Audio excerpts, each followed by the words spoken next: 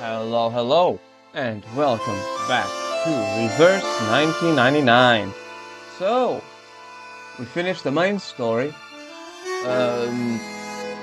Yeah, I had time to collect my thoughts on it, at least a day since the last one, since the last part, and yeah, it was definitely very good. I will say, my opinion that it would have been better if I actually knew much about South American literature. Would have been. Do you think it would have been better? But yeah, I think it's this is a sign that I need to pick up more books from other countries. Yeah, it was very good. It was really good. I liked it a lot, and especially the end. It really had me with goosebumps. Anyways, we're here to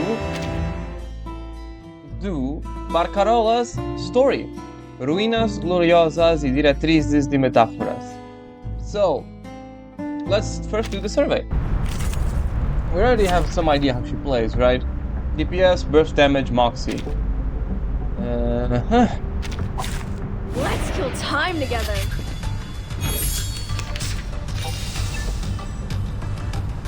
Let's do.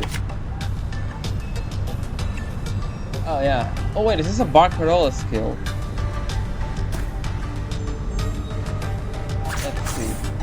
Más allá en todos los momentos. Wait, let me just debuff. Más allá del Debuff. concepto Yes. mundano del tiempo. En todos los momentos. Now dance. Oh, hi. A truly villainous moment. Time waits for no one, even for a great people.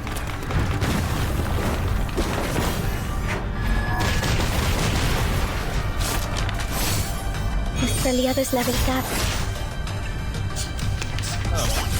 So, I'm losing my patience. Oh, freaking dumbass. Oh, I love their voice lines. Don't But I interrupt don't have me. them. The show's on. El camino a ti. Más allá del concepto mundano. Time waits for no one, even for a great people.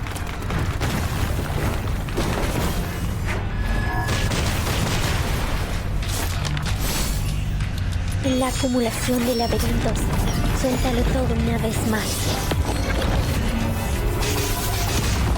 I have to Jesus, that's a lot of damage.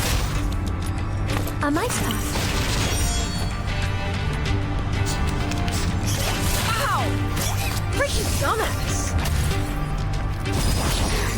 Not a fan of my work, I take it?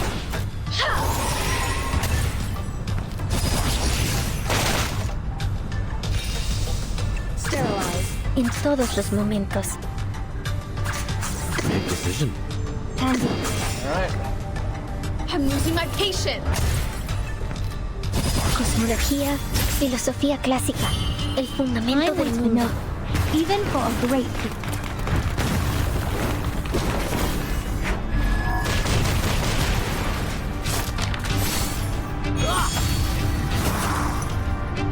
A might pass.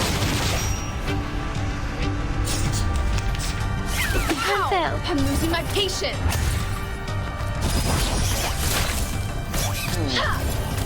So is that how medicine fucking works? We get less health, but we get shield. The show's on. El camino a ti. Wait for 5 Everyone seconds. has their own definition. Time waits for no one, even for a great people.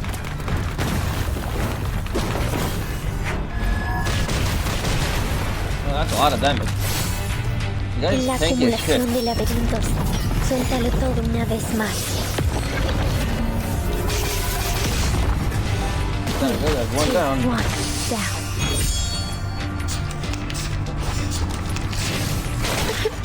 Freaking dumbass.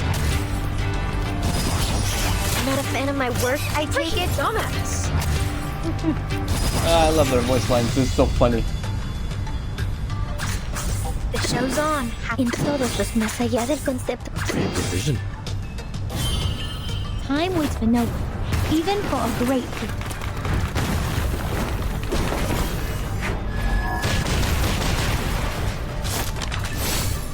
Time waits for no one, even for a great Damn, it's just spamming ult is really an interesting thing, I will say.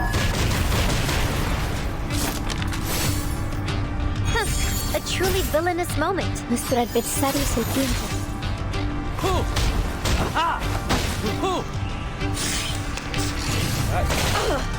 Freaking dumbass! Oh, freaking dumbass!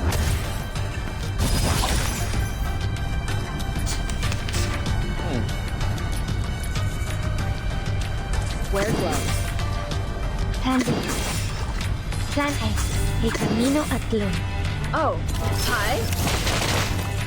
An unconventional choice. A mice path.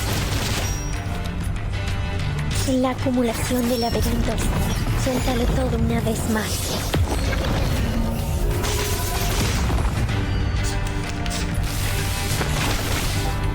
Freaking dumbass! Hey, don't interrupt me. I'm losing my patience! The show's on. Más allá del concept Pansy. Give me a hand, friends. I can't do this alone.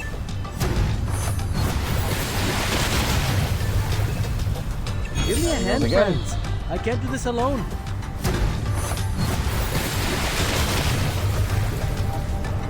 Time waits for no one, even for a great thing. Now she goes, and okay.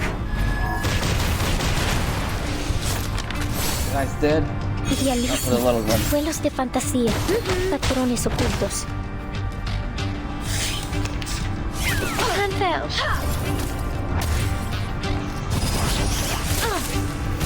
I'm losing my patience! All right. The show's el That camino should be a enough, Tlon. I think. Go! Go! Go! Puppies!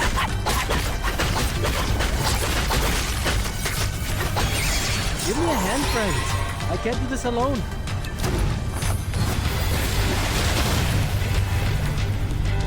Time waits for no one, Yep. even Well, for a if this great doesn't do it, the other one will.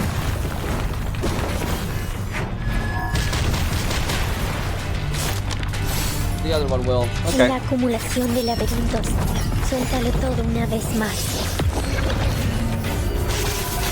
Holy shit! That's a lot of damage. Half a I million haven't had down. a eureka moment like this in a while. The poem I just wrote is amazing. Huh? Yeah. Wait, you weren't listening, were you? Then Alright, so. Finish that, so. Let's go. It's. Oh, it's 13 stages. It's longer than normal. That's surprising. Alright, editor of Genius.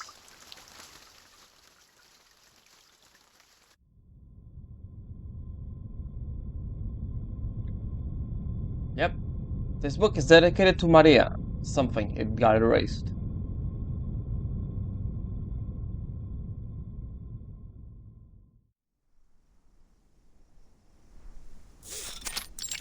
Corridor H.A. Publishing House.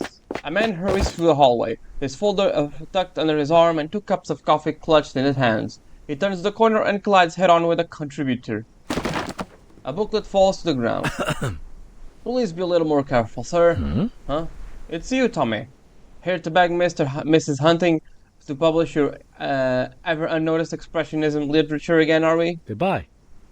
I don't have time to argue with you today. I need to show this to Miss Hunting. Thomas picks up the fallen booklet and strides by without a second glance.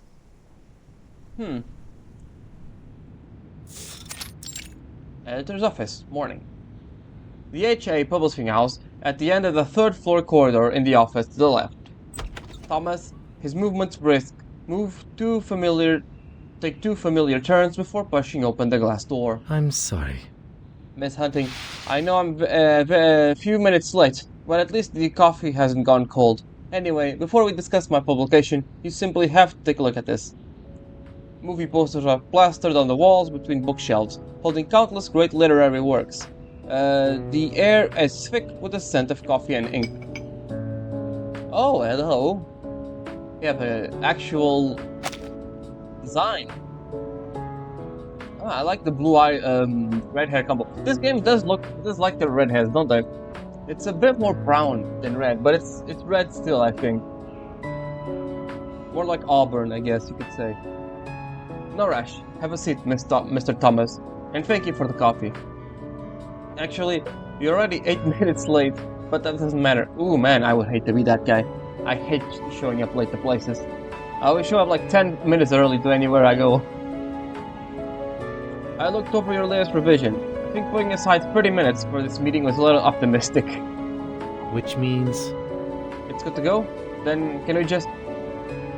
First of all, Mr. Thomas, your work doesn't meet the publishing standards. Oh. And second, you're refusing to cooperate with me. Not only have you kept some lines I marked for deletion, but you've snuck in a few extra sentences. Now, let's use the remaining 20 minutes to discuss something unrelated to your manuscript. How about the recently released film, The Atual River Murder? Atual River Murder.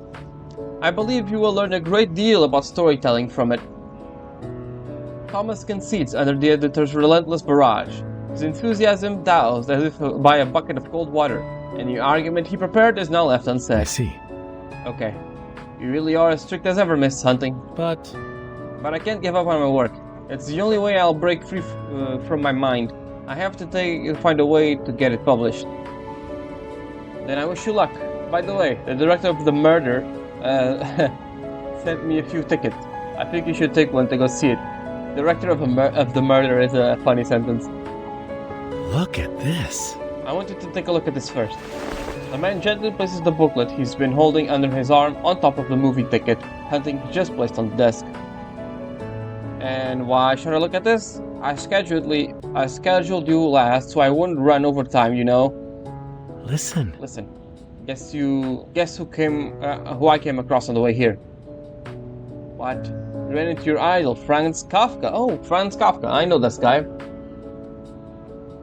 Thomas is well used to jabs such as these. Oh, okay. That guy wasn't actual Kafka. Here's the case. There's a messy-haired girl working at a cafe. Whenever she had a free moment, she'd pull out a thick stack of booklets and eagerly hand them out to any customer who seemed interested. But the strange thing was, there was no publisher, no category, no recommendations, not even a price printed on it. Wow. I thought it was a hotel flyer or a travel brochure or a university club ad or something, but to my surprise, it was a short story. So is it any good? I think that... It's more special than good. That's definitely a way to put it. no matter what, Please just read it. It won't take you 10 minutes. In less than 10,000 words, it manages to create something magical, something totally unique. It's like a literary demon leapt out of Pandora's box and tried to mimic human language for the first time. Damn! I don't know if it's a compliment or an insult, but that's a creative way to put it. The elusive metaphors, the layered structure, good grief, I can hardly believe it was written by someone so young. Let me take a look. For a time, there is no sound but the hum of the fan and the faint crackling of a burning tobacco. The minutes tick by, and the scratching pencil joins the chorus, at first gently and steady, then growing harder and more hasty. At some point, the lead snaps with a brisk crack. Mr. Thomas, I have a request. Can you tell this sleepwalking rider to meet me here before 6? She's quite remarkable. This thing could turn the world upside down. I told you so. I met her outside the cafe in the corner. If we're lucky, she should still be there. Interesting. Editor's office, afternoon. Young writer strides in. A box of the cafe's special honey poached quiche pie or quince pie in her hand. There she is. Miss Hunting. How exhilarating that you asked me by name. I knew that handing out my work for free would eventually pay off. Hearing her own name, the editor looks up, surprised. You? Oh, you know me. We met in Guadalajara. I saw you at the booth at the HA Publishing House.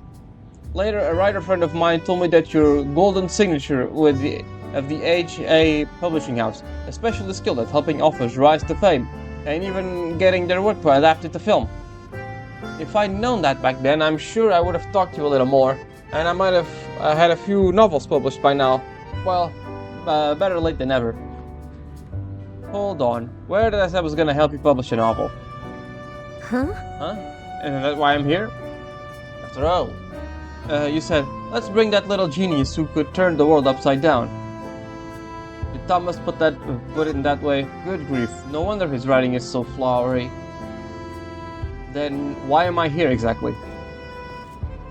Hunting walks to the window, pushes it open, and lights a cigarette. Recoleta notes how impeccable dressed she is. The noise of the traffic outside makes her voice sound distant. Oh. So it was an insult. God damn. Give up writing. I beg your pardon? She can hardly believe her ears. You're too obsessed with the purity of literature. Your work has no place in the 90s. It's all about films now. Listen, if I could send you back 30 years to a gun-riddled Latin America, I would. At least you would have a chance. Oh, I see. It's one of those. Like, nah, books aren't popular anymore. You have to put it in movies, or else people won't see it.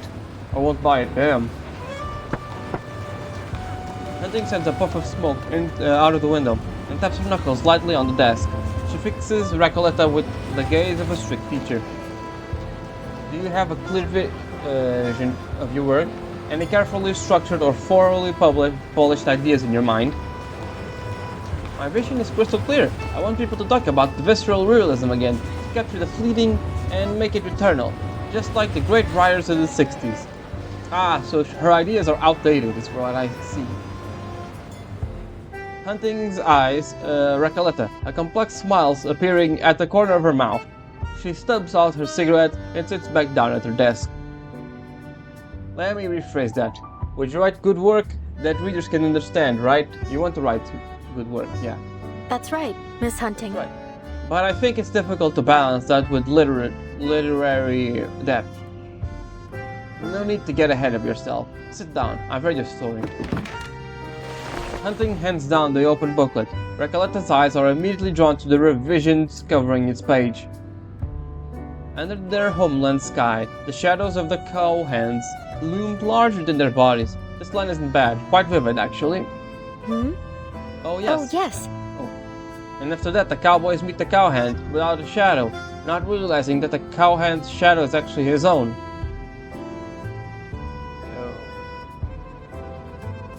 Yeah, I think I can understand it, yeah. When the sun sets, their silhouette stretches into great beasts along the mountain's ridge, and they wave their whips to drive the non-existent cattle. This part feels redundant.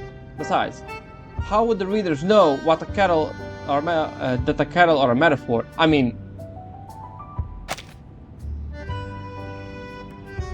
since they're non-existent cattle, but what are they a metaphor for? Yeah, that's a bit of a different question.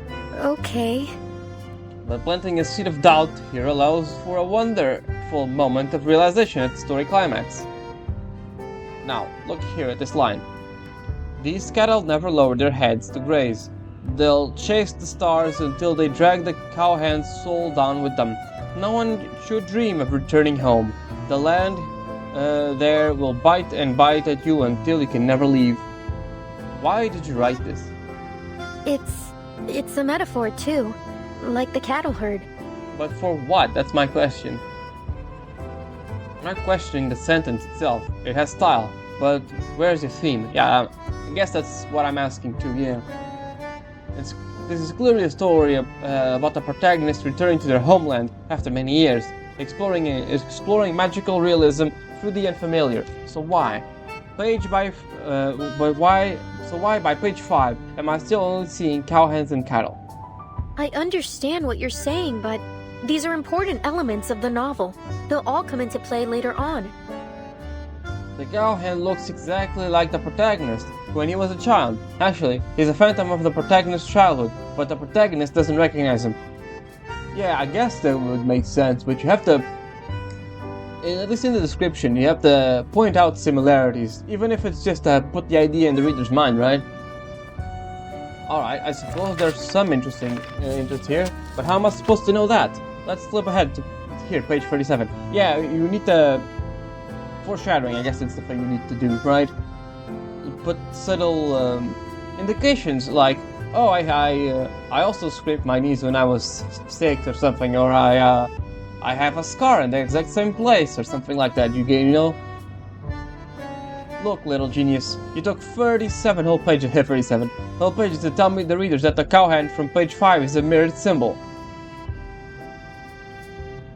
Ah, perhaps you're right. I really do need to adjust the structure. Literature isn't the place to act out of your private dreamscape. I mean, it kind of is. Why the hell are you gonna write, then? Do you think imagination alone will win over your readers? It's basically the most important part, no?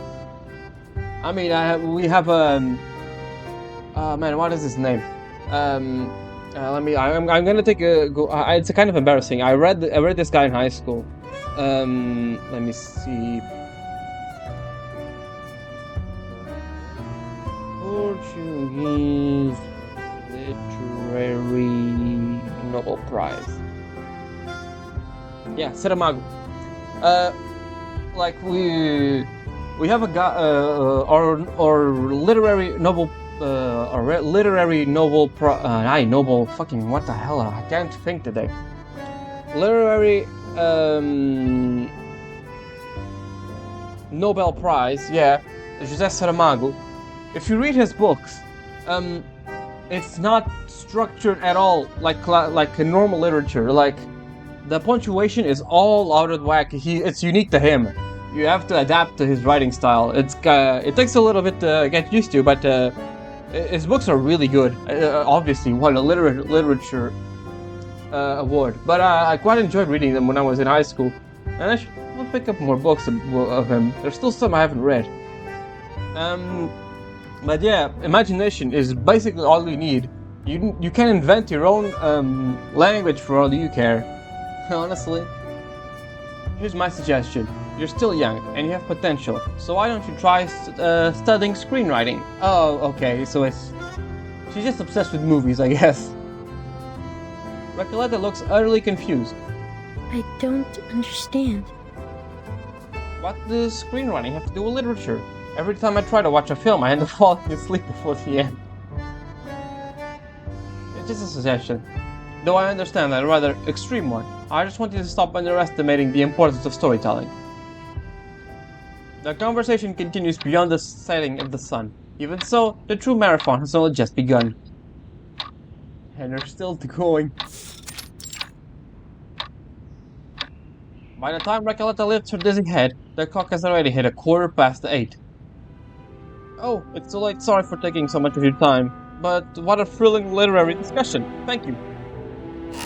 Nathan rubs the corner of her eyes with her thumb and forefinger, leaning back into a chair exhausted. She has to admit, her impression of Recoleta has changed. Don't worry about it. It's been my pleasure to meet a writer as unconventional as you. Phew, alright, that's it for today. Go home and think over your 3 questions. First, why does the cowboy return home? Second, why does he meet the bubble-blowing cowhand? Third, why do the characters know things that that even the author doesn't? Does that mean... Recoleta's fatigue vanishes in an instant. If this is true, invaluable advice. Not just the back and forth from a few friends. This is the guidance of a professional editor. So if I revise my novel according to your suggestions and come back, does it mean I have a chance of publication?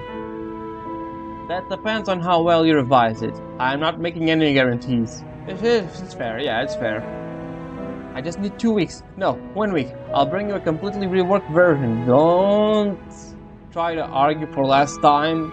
You're gonna get burned out. If possible, I prefer you make an appointment at the front desk next time you come. At least let me know you'll be here.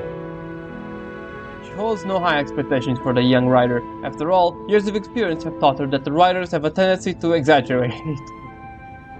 Best of luck. I'm heading home to warm up with a hot drink. Till next time, Miss Hunting. I'll most certainly be back. Believe you me.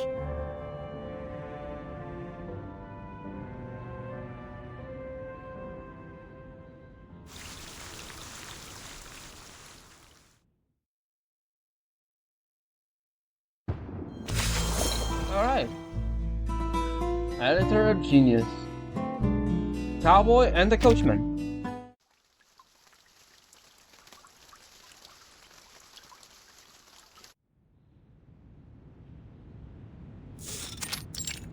Yep, afternoon, yeah. The setting sun casts a deep orange glow in the office, causing Hunting to squint. Alright. She sets down her pencil and leans back, exhausted. Every name on the reservation list on the cluttered desk before her has been scratched out, all except one. Alright, last appointment. Let's see, it's Recoleta. Yes, is it my Yes. turn? Okay. Long time no see, Miss Hunting. Good afternoon. The office door creaks open, revealing a fluttering feather and half of a pale face. The editor gives a sharp inhale before sliding out of her chair in surprise. When did you get here? Never mind, that's not important. You're the last one today, come in. Recoleta closes the door and confidently places her manuscript on the desk. Don't worry, this time I've adjusted the pacing of the opening chapters. No more late exposition. If only I could believe you. Alright, let's get started. An Andean valley breeze brushes over Hunting's weary eyelids as Recoleta begins her story. Andean, The cowboy had never once considered going home. That was, until he met the coachman. Like him, the coachman cast no shadow behind him. Wait, did you just change the entire story? He boarded that battered carriage and embarked on a long journey, crossing mountains and rivers until finally he arrived home. He surveyed that land, familiar, yet strangely unfamiliar, and a chill crept up his spine. Hunting quickly realizes her eyelids have grown too heavy to lift. The air thickens, distorting all her surroundings, dissolve into shadow and vanish into fog. Something's wrong. What's happening?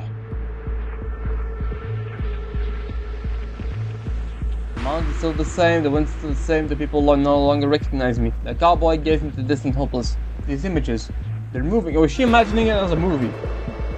Distant mountains begin to form in Hunting's mind.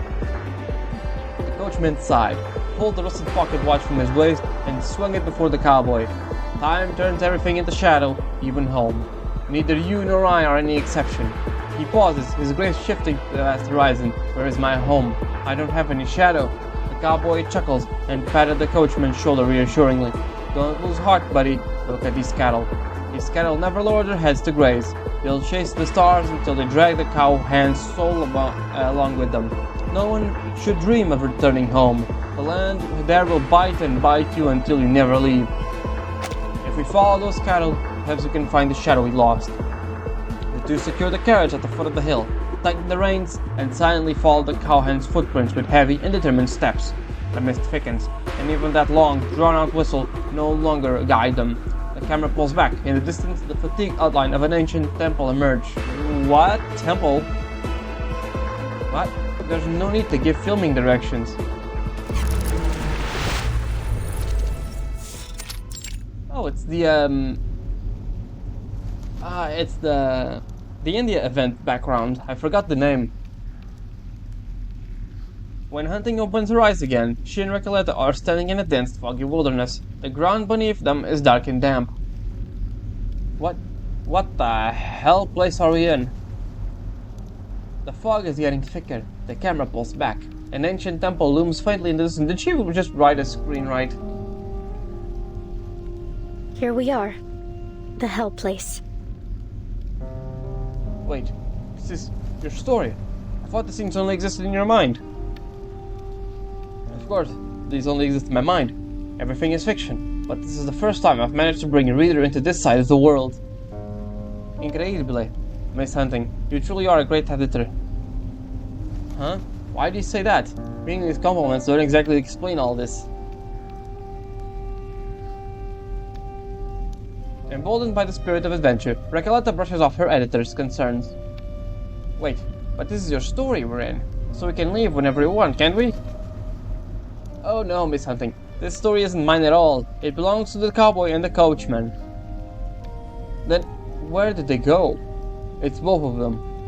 I think we've entered the story. We took their places, yep. Let's not waste any more time. Yes, Let the we've become... great adventure begin. Okay, so this really does remind me of Pillars of Eternity. Like, they have the beginning of the sentence is voiced, but after it's voiced and I'm trying to read it and then I hear voices on the other end. It's really distracting. Recoleta's voice carries an odd, unquestionable pride. Stop joking around, Recoleta. Can't we get out now? Get out? Ha ha ha. Recoleta laughs so hard that tears start to well in her eyes. Our legendary adventure has only just begun. How come we cut the tale short? How could we let the readers know the ending so soon? Of course, as the author, I can give you a hint. Inside the temple lies the secret core of the entire story. Come on, Miss Hunting, keep up. Hunting wants to say something, but somehow she feels an irresistible urge to step forward. Like a growing seed, a familiar, long-forgotten sensation arises within her. Wait, don't run too fast. She follows Recoleta into the mist. Soon it becomes a fog, so dense that it's difficult to see the path ahead. Hunting grabs Recoleta's arm, forcing her to stop. The scenery has been repeating.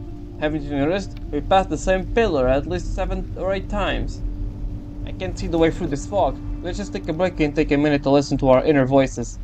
No, that's too abstract. Here, you need to keep the reader's attention. This giant pillar could be the story's MacGuffin. Does that mean...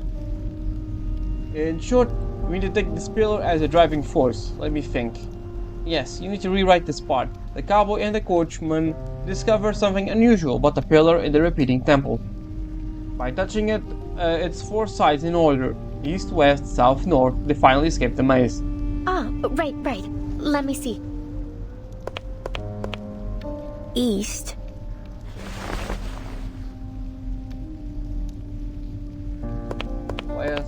West. South, north, is that what you said? South. North. Yeah, exactly. And north. And north.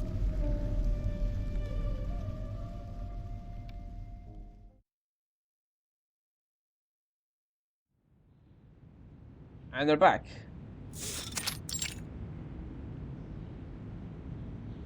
Miss Hunting? Hunting jolts awake, a dull headache creeping across her forehead. Was that all just a dream? Did we come back? We never went anywhere. Did you fall asleep? No, forget it. Where were we in the story? The cowboy and the coachman just escaped the maze. They're about to head towards the ending. Alright, back to business. There are still quite a few things I need fixing in the earlier sections. Didn't I mention the MacGuffin earlier? Yes, you told me to cut the whole listening to their inner voices scene, which was actually the cowhand's whistle. Instead, I changed the way they escaped the maze to interacting with stone pillar. But to me, the pillar is just a pillar. It doesn't represent anything. Why does it have to be important? Exactly, it doesn't represent anything. That's the whole point. As Hitchcock once said, in Crook stories, it is almost always the necklace, and the spy stories, it's almost always the papers. Take 1942's Casablanca, for example. The transit papers in the film are a classic MacGuffin. They drive all the characters' actions, and the actual detail don't matter to the audience. It's purely a narrative catalyst, just like this stone pillar. It doesn't define the story's central theme. I always thought the term came from Rudyard Kipling's novels. So this is what it means in film terminology. Interesting. I should take notes. To sum up, the most important information should always be embedded in the most critical lines, otherwise readers might skim right over them. Fantastico! I've already thought up of a few ways to make it even better. Hunting glances at the night sky out the window. Time has slipped away. Hold on, little genius. It's getting late. Let's rein in the inspiration for now. But it's Friday. If I don't get your feedback now, I'll have to wait until Monday before I can talk to you again. Which means I'll have 2 whole torturous days of staring at my unfinished ending. She theatrically clutches her chest with one hand. Hunting sighs, torn for a moment. For a brief pause, after a brief pause, she speaks. Tomorrow night, after 8, I'll have some free time. I usually take time to myself around then, but I can entertain a guest. Are you inviting me over? Of course, I've got a stack of piping hot revisions just waiting for you to tuck into. It'll be an all-you-can-eat buffet. So, what you're saying is, honestly, your novel has something special, but getting it published won't be easy. Even if everything goes smoothly, we need at least 6 months to finalize the manuscript. It might not even make it to next year's book fair. But what I do know is, I can get your novel into the world, if you can finish it on time. Okay, that's progress. It's definitely progress. I do wonder if this takes place before or after the main story. Stage 3.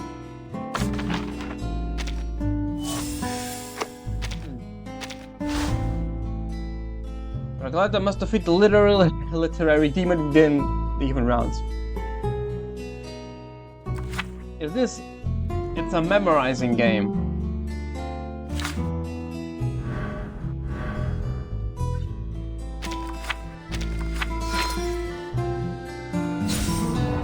A memorizing game with HP? Oh, that's interesting.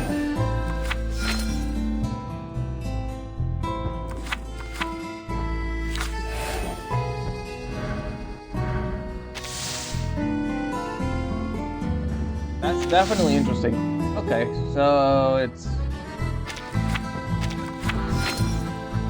Yep.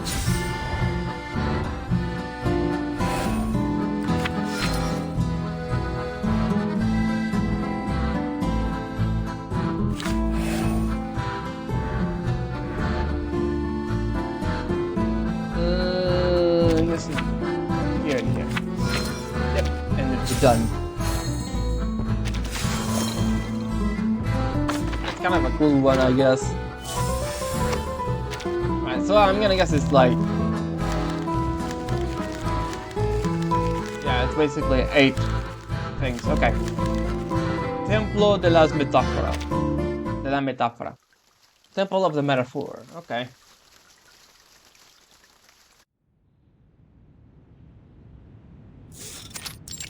Bedroom, night. I always like to just use the same bedroom model every time. It's a cool winter's night, but inside the air feels warm and inviting. Hunting walks in, carrying an old glass pot filled with deep red liquid. Lemon slices, apples, oranges, cinnamon sticks, using Malbec for mulled wine is a bit of a waste, but it does have a satisfying richness to it. Oh, that actually sounds quite sophisticated. Maybe I can use that in my writing. Go ahead. I have to say, I do like to indulge in it from time to time. Oh, and sorry for the mess. I hope you don't mind. Not at all. In fact, it looks pretty tidy to me. This place is like a palace compared to the cluttered mess of books, notes, and clothing that fill her own cramped apartment. Sit wherever you like. The couch, the cushions, the chair. You can even take the floor if you want. Hunting perches on the edge of the bed, setting the glass down on the book-stacked nightstand. Right. Here's something I need to talk to you about. You know why I suggested you learn screenwriting, don't you? To improve my narrative structure, right? Like how Hemingway, Wolfe, and Fitzgerald, oh god, sorry, all share the same editor, Maxwell Perkins.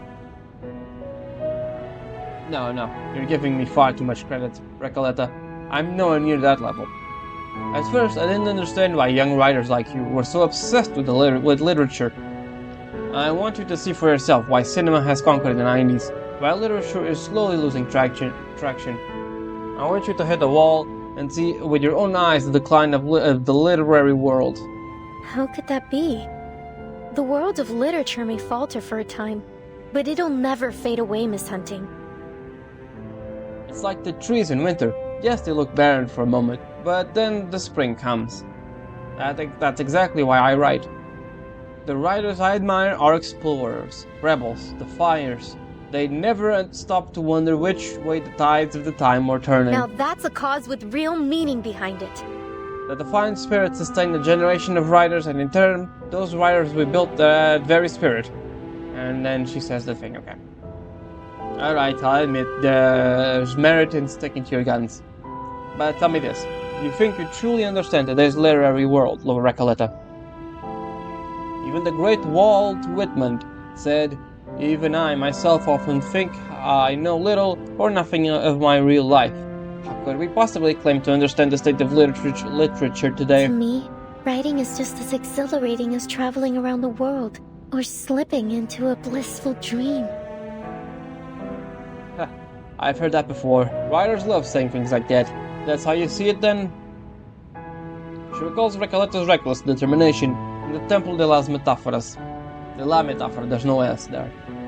Something distant stirs inside her, like she's been wrapped by an old knitted sweater left unworn for years. Itchy, I guess. Never mind, it's nothing. Noticing Recoleta's eager expression, Hunting realizes that it's time to get down to business. Alright, let's get to work before I finish this whole bottle. What happens in the second half of the story? Yes, as titillating as the conversation is, I'd like to get down to getting the ending right. Oh, and listen to what he said. I studied some books on film and incorporated more screenplay-style dialogue. Recoleta jumps from the floor, heading over the fleshy marked-up pages. Oh, let me see. Last time the protagonists escaped a fog-filled maze using their wit. Now they're heading towards the temple's hidden chamber. The whistling stopped. The cowboy and the coachman make their way towards the light beyond the fog, but as the fog thickens, the sound around them fades. With every step, the world grew more and more unfamiliar. At last, they found the entrance. Inside the temple was covered in ancient ruins, its wall etched with unreadable symbols and paintings. An old man in a cowhand, and his cow, stood in the distance as if waiting for them. The wind carried a whisper like an ancient poem through the fog. And there we go again. Hey, it's the observatory. Hunting tilts her head, listening to the faint whispers carried on on the wind, like an ancient poem. It's clear they have left behind the warmth and comfort of their home. Excited. Miss Hunting, we're back in the story again. Resigned, so we are. At least this time I was expecting it. What's with the parentheses? Are these directly showing every emotion in the dialogue now? Okay, I didn't expect this to actually be kind of funny. The secret core is obvious. It's perched atop the massive stone platform. Satisfied. The most important information should always be embedded in the most critical lines. Looks like you actually took my advice, Recoleta. Eager. Yes, we're so close to the core of the Temple de la Metáfora. I can feel it. Focused. Alright, now, how do we reach it? Mumbling. See the strip grows when they meet stranger they turn into ghosts. The weary-looking crow becomes an old man. He slumps in the shadow. The fledgling crow becomes a young cowhand, swinging his legs on the stone platform, just as the story describes. Hello. Deliberate. Hello, travelers. Your arrival was foretold by passing, but passing through this fog will not be an easy feat. Right. At home, a home isn't a home, it's a memory. A cowboy wondering when it has lost its pasture, but it will always find its way home. Oh dear. Overjoyed. Oh dear, it's you, the one who sent everything into motion. Finally here. I've waited a full century for this moment to come. Here is the case. Solemn. Here is the case. If you wish to touch the core of the Temple de la Metáfora, you must first solve a riddle. Bring it on. I love a challenge. Dear. I cannot speak the riddle. The cowhand knows it, but even he won't just give it to you directly. It's all part of the metaphor. Please look at him. You'll have to win him over first. Yes. You have to make me happy first. No. Why should I listen to you, old man? The boy claps his hands and lets out another long, drawn-out whistle.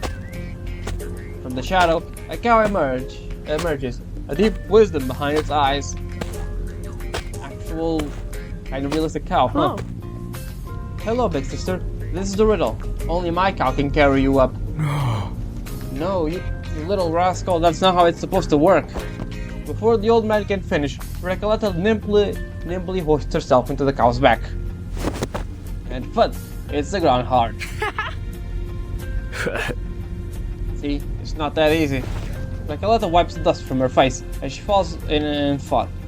Alright, I can't take this anymore. Why are you putting parentheses in front of every line? I told you to take inspiration from screenplay narrative structure, not copy their formatting. Fine, I'll fix it. But first we need to deal with the cow. This cow is clearly tied to the theme of your story, Recoleta. It shouldn't be too hard for you to figure it out. Let me think. Her eyes land on a feathered quill. Cowhand, can you give me a hint? Of course. But you'll only answer yes or no. I'll only answer yes or no. Alright, your cow. It's a symbol of heavy responsibility. No. The passage of time? No. Is it something more abstract? Yes. Yes. Is it what I'm doing right now? Yes. Recoleta locks eyes with the cowhand, triumphant smile beaming on her face. Ah, literature doesn't offer answers. Rather, it serves to raise questions and open up unexplored realms. It's about exploration, about possibility, about capturing what can't be defined. Yes, I remember it from my chat with Dr. Doris. The riddle itself is the answer, isn't it? Okay, so it's after. This is place after the story. Got it. Yes. You solved the riddle. Now let it take you to where you need to go.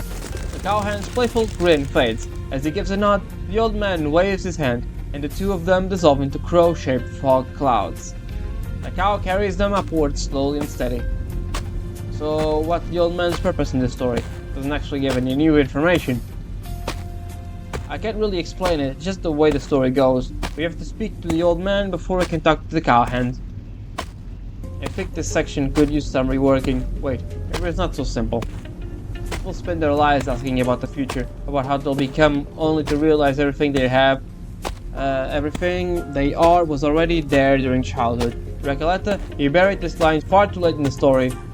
This section is good, but it needs to be clearer. You have to guide the reader to this meaning.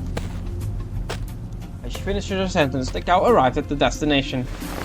Hunting reaches out, her fingers touching the radiant core before her. Light surges through her fingertips, and countless images and words emerge in her mind. So beautiful. How did you write it? It is the sum of countless meanings. Everything life has to offer, it is sung by someone at the end of their life journey. And in truth, it is just a word meaning miracle.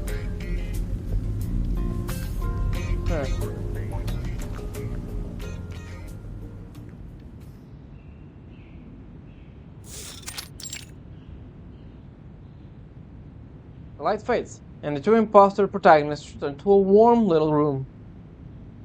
We're back. Hunting flips through the manuscripts again, eyes sharp as they meet Recoletta's. In the dark light, her calloused fingers trace the color of an old knitted sweater. This long-forgotten relic from a youth, woven from an impractical love for literature. You can come over whenever I'm free on Saturday night. You mean besides your usual review sessions? You'll personally help me revise my novel in your free time. But let me be clear, this isn't going to be easy. I'll make time, but there's no guarantee it will sell well. I don't think she wants it to sell well, I think she just wants it out there, I guess. I think. But I can guarantee this, an exclusive publishing deal. Oh, thank you. What an absolutely wondrous outcome from our pilgrimage to the Templo de la Metáfora. Clearly, this is going to be a long battle. And Hunting instincts are very wrong. I know, Miss Hunting, but it'll be a glorious one. In this young writer's, she glimpses the lingering embers of a bygone era.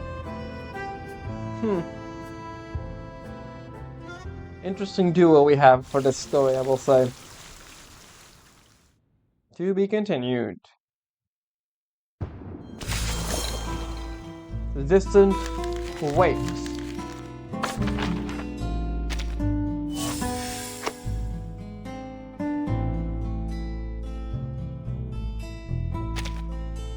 Right, distant quakes.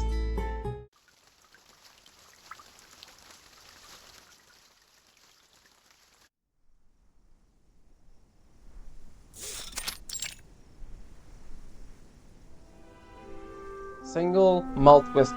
No ice in a splash of water. The perfect spring companion. This is the life, my friend. I'll stick with my usual mate tea and mint with 2 sugars, please.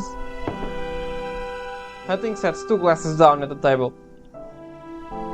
Hold on, are you old enough to drink? Want to try mine? It's a 15-year-old scotch. Nah, honestly, I don't really like alcohol. The only other thing I actually drank that I enjoyed, alcohol type beverage that I enjoyed was blueberry vodka.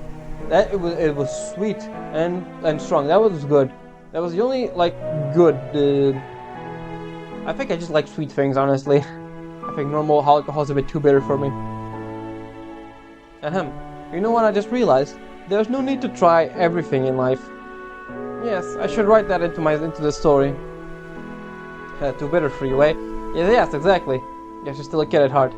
Yeah, I don't like bitter drinks. Recoleta's Fox philosophical statement has earned her a teasing remark. I'm joking. Even if you wanted some, I wouldn't let you have it. You know, I don't believe any writer needs nicotine or alcohol to fuel their creativity. They're just vices they become reliant on to get through the day. Oh, so you're saying you're not like them? Of course not. Haven't you figured it out by now?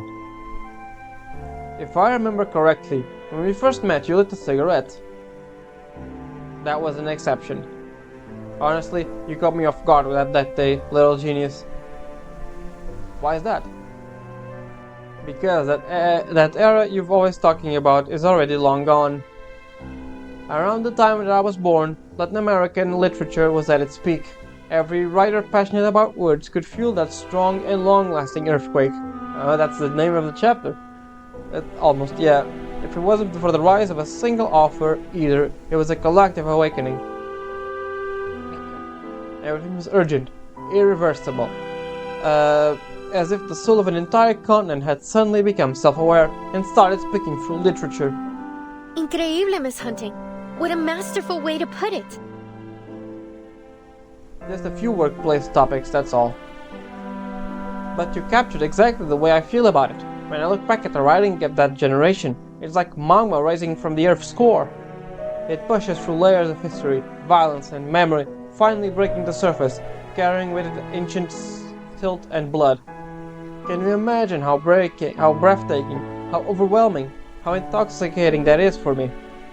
I missed that great earthquake, but I can still feel the distant tremors. When I first put pen to paper, the tremors aligned with my own heartbeat. Surely you understand what I'm saying, right? Of course I do, Recoleta. That's exactly why I'm pushing you so hard to write something great. Why I refuse to go easy on you. Only a strict coachman can rein the wild horse. Hunting has come to understand this deeply. And she's falling asleep. She closes her eyes and questions herself in the dark. Forget all the damn professional theories and publishing experience. Hunting, do you think this novel's good enough? It's good. Very good. There's a lot to like about it, but...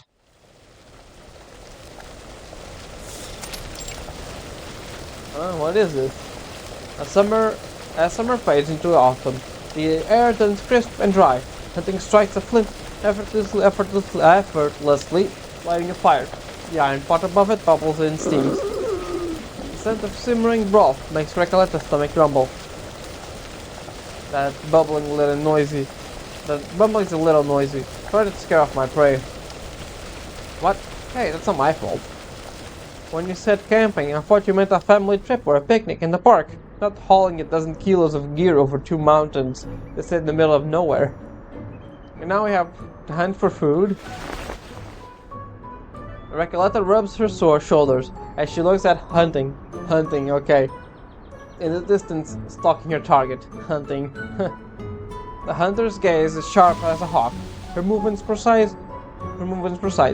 She crouches low, slipping into the shadow. A single rustling leaf, a flick of an ear, the prey notices too late. The blade strikes. Clean, swift, painless.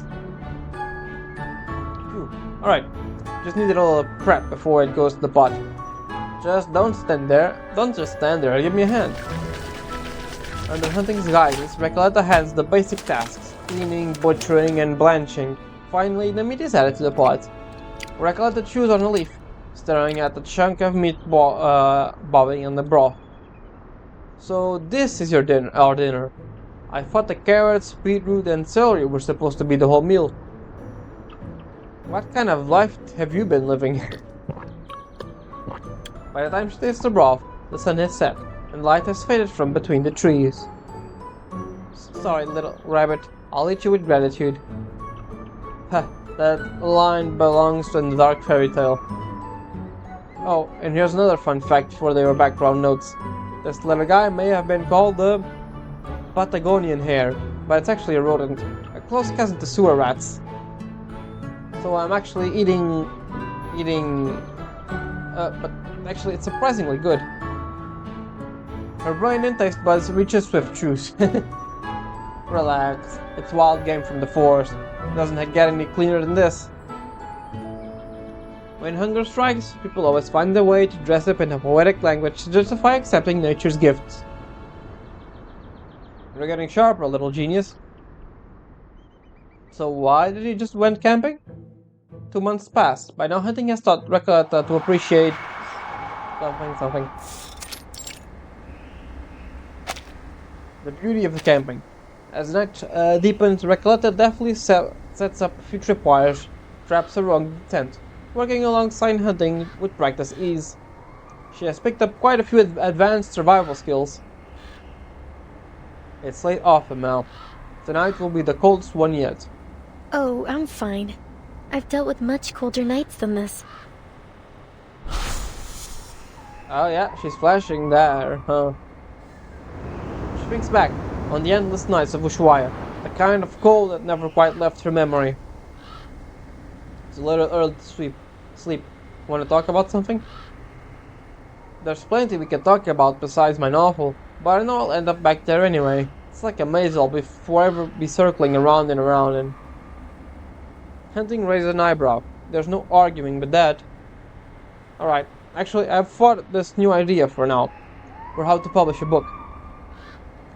Oh, let's hear it. I've been turning it over in my head for weeks. Alright, brace yourself. What if I told you your novel would work better as a trilogy with Tempo de la Metáfora as the first volume? Doesn't necessarily mean you have to change the ending, but it certainly makes a strong case for it. A trilogy? A new ending? Dios mío, I'd never considered that. My protagonists have never taken a step outside their own story, let alone leap headfirst into a new one. Then give it a try. Your characters already exist vividly in their world. All they need is a way to cross the barrier into a new one. A motorcycle, a carriage, even a limping old mule will do. Don't you think? We need to think bigger, beyond the bestseller list. This is about shaking the entire literary world. Let them embark on a new adventure like Recoleta, just like the one you told me about, your journey to the end of the world. All you need to do is throw in a murder case, give the cowboy a reason to stumble into a mystery, and before you know it, he's a private detective. Recoleta's breath quickens at Hunting's rapid-fire pitch. Wait, Hunting, slow down. I don't even have the first novel's ending figured out yet. Oh, of course, I'm getting overexcited. Take your time, Recoleta. All great writers need time to think, to struggle through their own doubts. I think I should at least finish the first novel's ending before I start worrying about the next one. Yeah, I think that's a good idea. That's fair. But it is a harder route. You have to be careful. Your ending needs to be deliberate, precise, because once it's published, there's no going back. And I don't want to write like you're dancing on shackles with shackles on.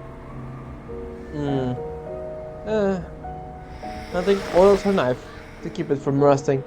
She goes to say something, but under the dim glow of the camping light, she turns to see Recoleta already fast asleep in her sleeping bag. Huh, never mind. Young people sleep on armadillos in winter makes me jealous. Good night, little genius.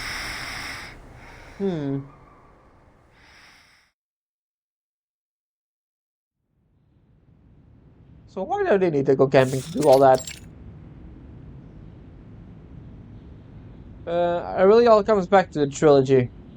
If a trilogy is in fact necessary, of course I'm willing to write 2 more novels, but when I actually try to structure them, I realize it's incredibly difficult. Maybe try structuring like The Good, the Bad, and the Ugly, with a clear climax to the action. I get what you mean, but last month you told me the story shouldn't end after the old man and the cowhand leave. What do you mean by that? Exactly what I said. Your protagonist needs to actively bring the story to an end, but not entirely. Oops. But they already took the temple's score, didn't they? Of course, but you need a hook after that. A reason for them to choose to continue. Picture this. They took that beautiful little artifact and started heading back. Then one of them felt an inexplicable urge. Hey, why don't we see what's behind there? The other felt uneasy. I'm telling you, we should leave. No, we have to go see what's back there. The cowboy shrugged off the coachman's grip and bolted forward. Then, a few moments later, the cowboy turned back, his eyes filled with despair. What did you see? The cowboy said nothing, so the coachman followed him back to the stone platform and found a sea of skeletons. Where did all these skeletons come from? I want to write a massacre into the story. Hear me out.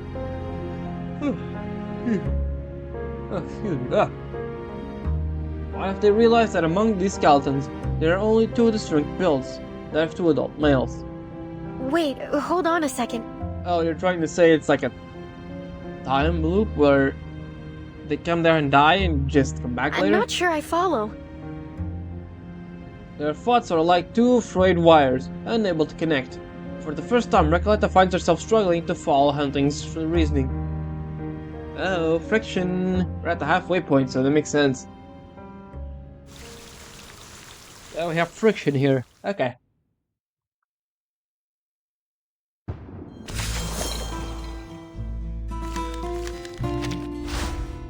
Maybe 6.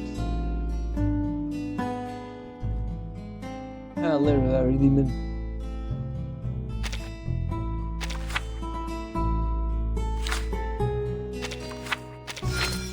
Alright, let's see.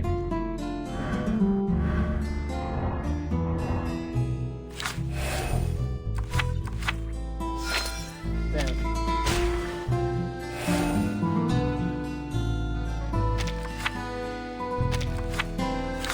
Nope. Okay. Damn.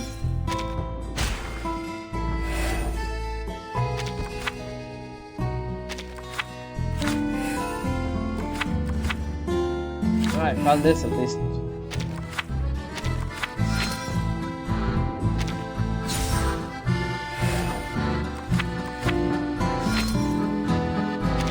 Damn.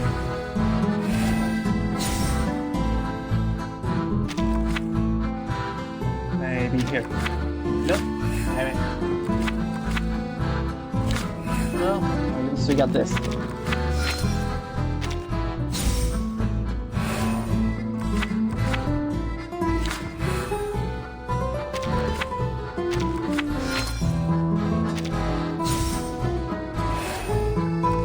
That is that one.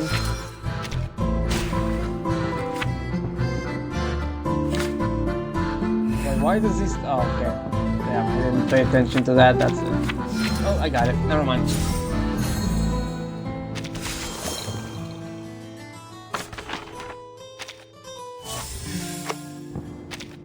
Hey, charging the windmill. That's a Don Quixote reference.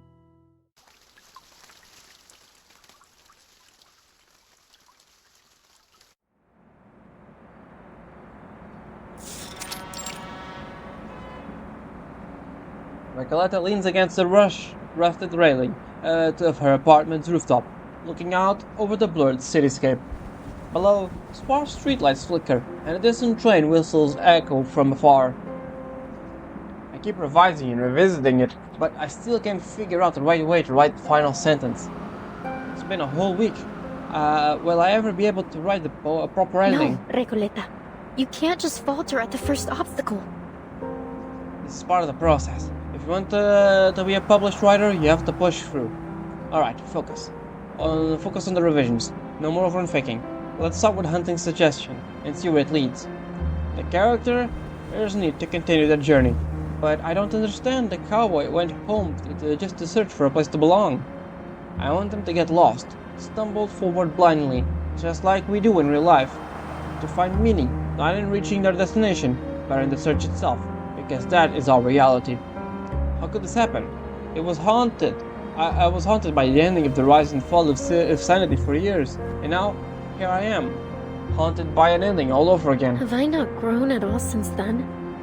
Have I tried so hard all this time, only to get stuck in silent stagnation all over again?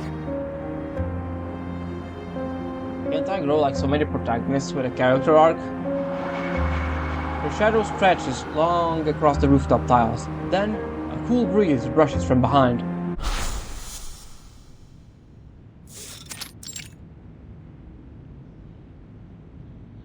You mean, the protagonists are ghosts, trapped in an endless cycle of death and rebirth? Yes, that's exactly what I thought was gonna be. Push it further. Take it something more concrete, easier to grasp. Then, this suffered through countless loops, died over and over again, and only now, in this cycle, have they finally uncovered the truth. Good, but that's just the foundation. You should layer some literary elements. Recoleta blinks as she attempts to keep up with Hunting's train of thought. The two crows have stood watch for a century. They have their own purpose. It shouldn't just be a plot device. They can be symbolic. What if they represent the enslaved souls of the protagonists from the previous cycle? Wait, no, that needs refining. Souls are overused in fiction. We need something fresher. Recoleta, any thoughts? She thinks hard, but nothing comes to her. Recoleta feels her words get stuck in her throat. If it's your suggestion, then do I have to change it in this way? Huh? It's getting late. Let's just leave it at that for today. Hunting notices something is off. She walks Recoleta to the door, her breath fogging in the cold air. Don't push yourself too hard, Recoleta. Remember, first, we're writing a novel, not a screenplay. Second, there's a lot we can learn from cinema's visual storytelling. Third, we need to make sure every reader can follow the story. Always keep those 3 points in mind. I'll finish it, Miss Hunting. I'll figure out the ending. Be careful on your way back home. Stay on the well-lit streets. Got it. See you next week. The pen scratches against paper, leaving behind hurried strokes of ink. So, the cowboy and the coachman see their remains, evidence of the endless cycle and their endless deaths, and sink into despair. That's it, right? That's the case. What does it all mean? Shadow, home, distant echoes, none of them seem to connect. Letting go of the past burdens and making peace with oneself. Sure, that works. But what about the old man with the cow hand? The struggles of old age and the origins of childhood. If reconciliation were that simple, why go all the way back home in the first place? It doesn't add up. Recoleta paces back and forth from the rooftop. No, Recoleta. You can't think like that. You've already wasted too much time talking to the moon. Don't just think about it. Pick up the damn pen. Her restless hand grips the rusted railing, making it groan under the pressure. Take up your pen, Recoleta. Remember that fire, that hunger to write. You have to prove you're not weak. Get back to your room, sit at that cursed desk, and write that ending. Hurried footsteps echo down the stairwell. Another long night has begun.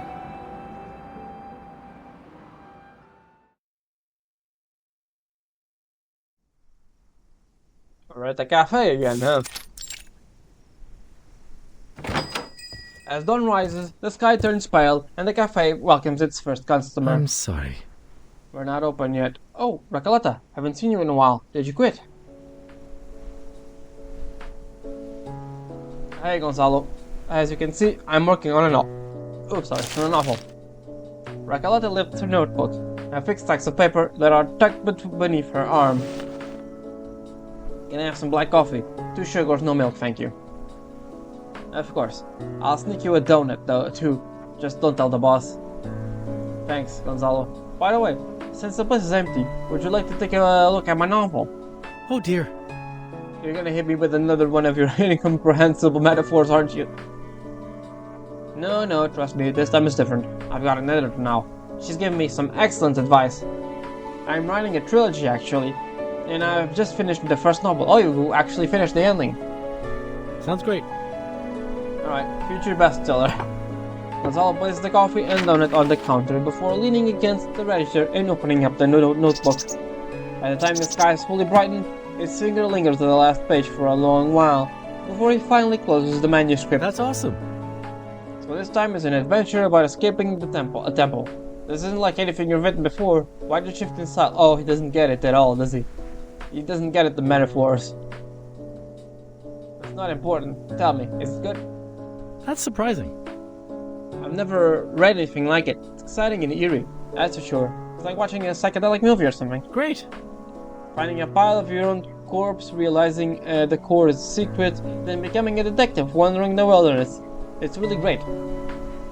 But don't you think the cowboy and the coachman ever truly get the ending they deserve? Why? Why? They set out once more to uncover the secret of the ageless. Yeah, but that's why you're making a trilogy. The first book, you introduce the concepts and leave an open-ended ending. The second book, you subvert the things in this first book, and on the third book, you go back to form. And give it a solid ending. Here's the case. Hey, there we go, Don Quixote. Nothing is wrong with the journey of discovery. I mean, Don Quixote is a knight adventure too, isn't it? And everyone says it's a classic.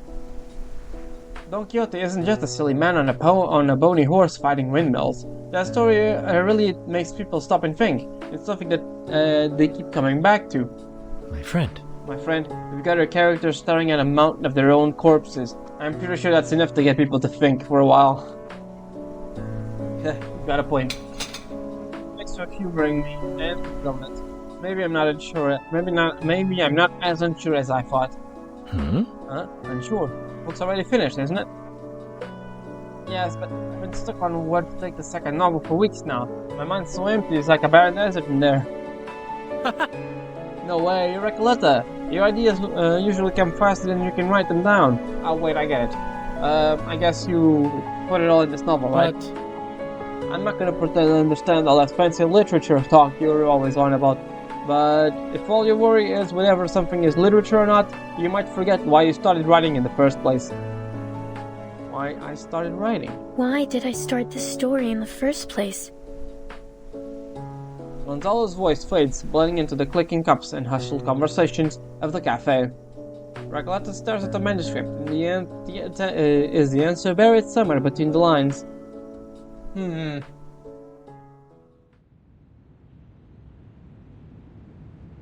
Oh, that's a nice art.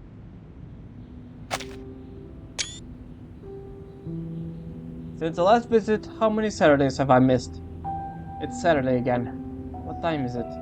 Forget it. Doesn't matter. As long as I write something good. She turns over, burying her face in the couch cushion. Something good. What have I even written these past few weeks? Look at this mess. Endless, meandering descriptions. Broken dialogues. Characters wandering around without purpose. It's a complete joke. Just go ask Miss Hunting, Recoleta. Didn't you say she was your Maxwell Perkins? She will have some nuggets of wisdom for you. Maybe tonight I can finally print down the outline for chapter 2. I wonder if Miss Hunting has any more concrete suggestions. Yes, maybe. Just maybe we can solve everything tonight.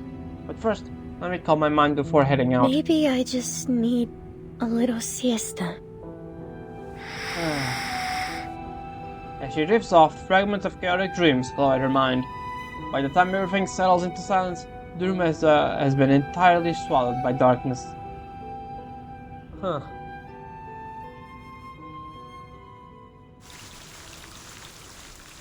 Okay.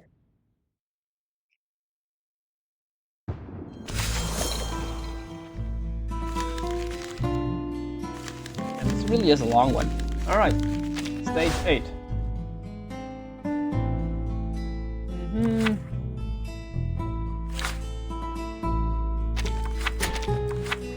Right, got this.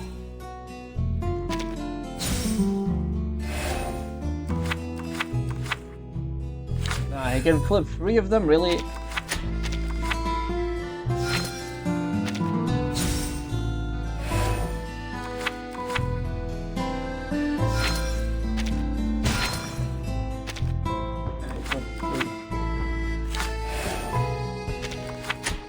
Ah shit, of course I had to do that.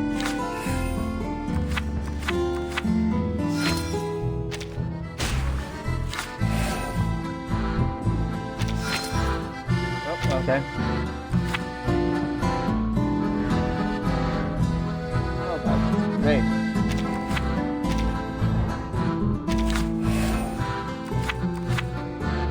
Damn it.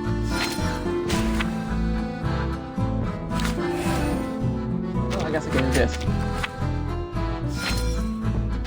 Yay. Damn, okay, I got to get these 2. God, I can't stack 3 of them. That would suck.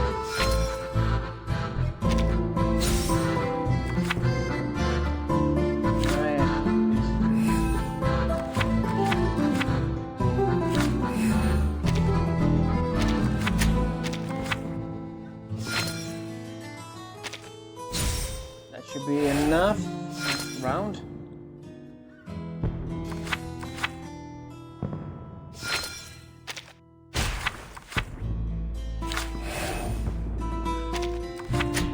Alright, we're done.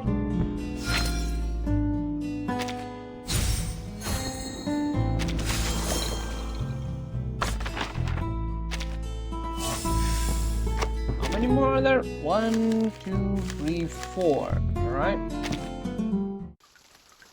Laberinto de Símbolos. Labyrinth of Symbols.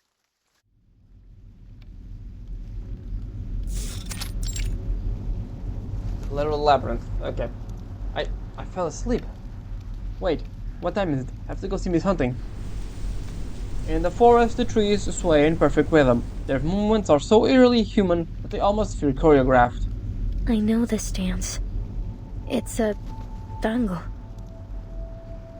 She has once seen this fiery dance before. Whoever's behind those trees, come out. I know you're watching me. At last, you have returned, Recoleta. We've waited a century to see you once more. Who are you? Why are you hiding in the shadows? Step forward so I can see your face. Otherwise, don't blame me if I'm a little hurt. There is no face to see, child. I'm but a shadow, a reflection, cast from the depths of your mind. The weary, clouded voice becomes clearer. A reflection of my mind? You mean I'm dreaming? Oh, no, okay. Oh, look at that, it's cool. This is your inner world. An intricate labyrinth of symbols built by your very self. Labyrinth of Symbols. That's a nice name. Kinda like Templo de la Metáfora. Same kind of thing. Thanks, stranger. I think I just found the name for the chapter 2. But wait. You're saying these swaying ghostly trees are part of the greater symbol? Sharp as ever. Each tree here represents a symbol you once carefully cultivated. What's wrong with them? Don't tell me they're actually dancing. Not long ago, the labyrinth fell into disorder. Now every tree is caught in this restless, unsteady sway. This is the source of your insomnia. You waited here just to tell me this? I am here to guard over the farthest reaches of the north. This place is so cold and indifferent that it numbs all who enters. Okay, it's numb. Have you touched its boundary? I watch over. I am too tired. I must leave. Goodbye, Recoleta. And heed my final advice. Do not believe a word it says. Advice? Who's it? The Orders walks into flame without hesitation. It is devoured. Soothed and drowned and none of my God stop at I least let me understand see. you all too well. Damn. Okay, I guess I'll have to go back and watch the video and pause to read it. I also threw myself into the fire without a moment's hesitation. Recoleta speaks to herself, a sadness creeping over her. She never got the chance to say goodbye, but now she has to move forward, or she'll be trapped in this labyrinth forever.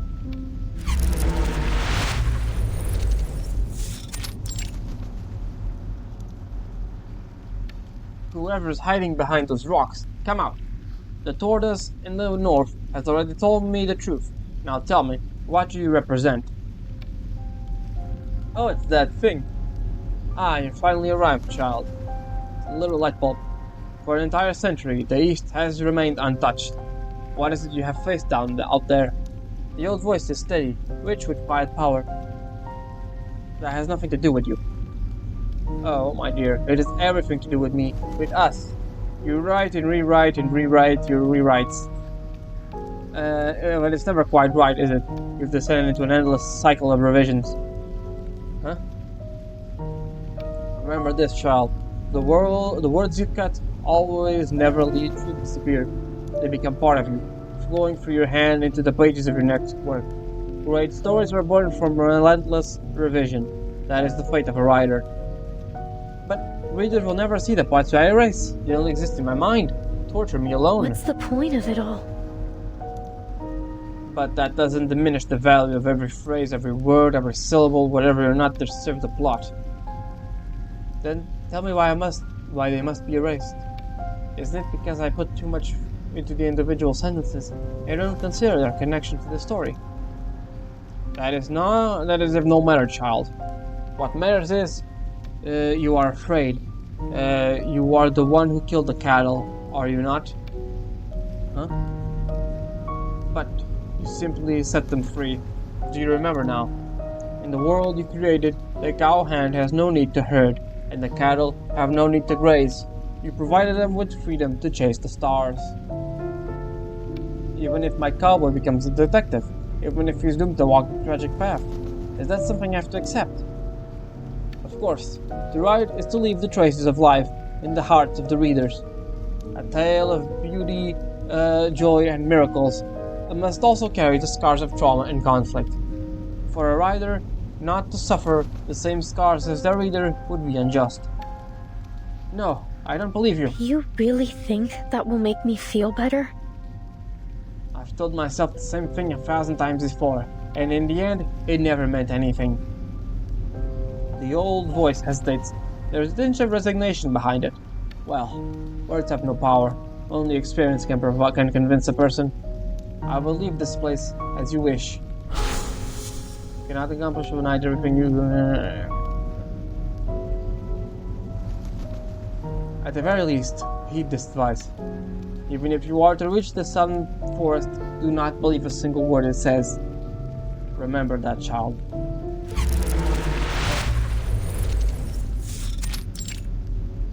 In the west forest. What's got you so worn down, Ray? A bright, playful girl voice flits through the dim forest light, as light-hearted as a fairy from a storybook. Who are you? Look around you, Ray. Isn't this the forest so beautiful? We spent so many dreamy summers in this little Garden of Eden. But it seems so long since you've come to see me. The girl voice falters, tinged with unmistakable sadness. We were friends? Oh my, that's right. How could I have forgotten you? A distant sense of nostalgia surges through her, a memory of a childhood companion she once knew so well. Yes, how could she have forgotten her? What are you doing here? Don't tell me you've forgotten, Ray. We used to sit under the trees together in the summer and watch the clouds roll over the hills in the distance. You wrote a poem about it, remember? The clouds are cotton candy, and I will swallow them whole. Give it to me. I wrote something that childish? That's kinda cute. Yeah, you were a child, so yes, it makes sense. Oh, how I've missed you, Recoleta. My best friend, my little panda cub, my green-eyed knight. The sheer sincerity in her voice sends a tremor through Recoleta. It's been so long. I've missed you so much.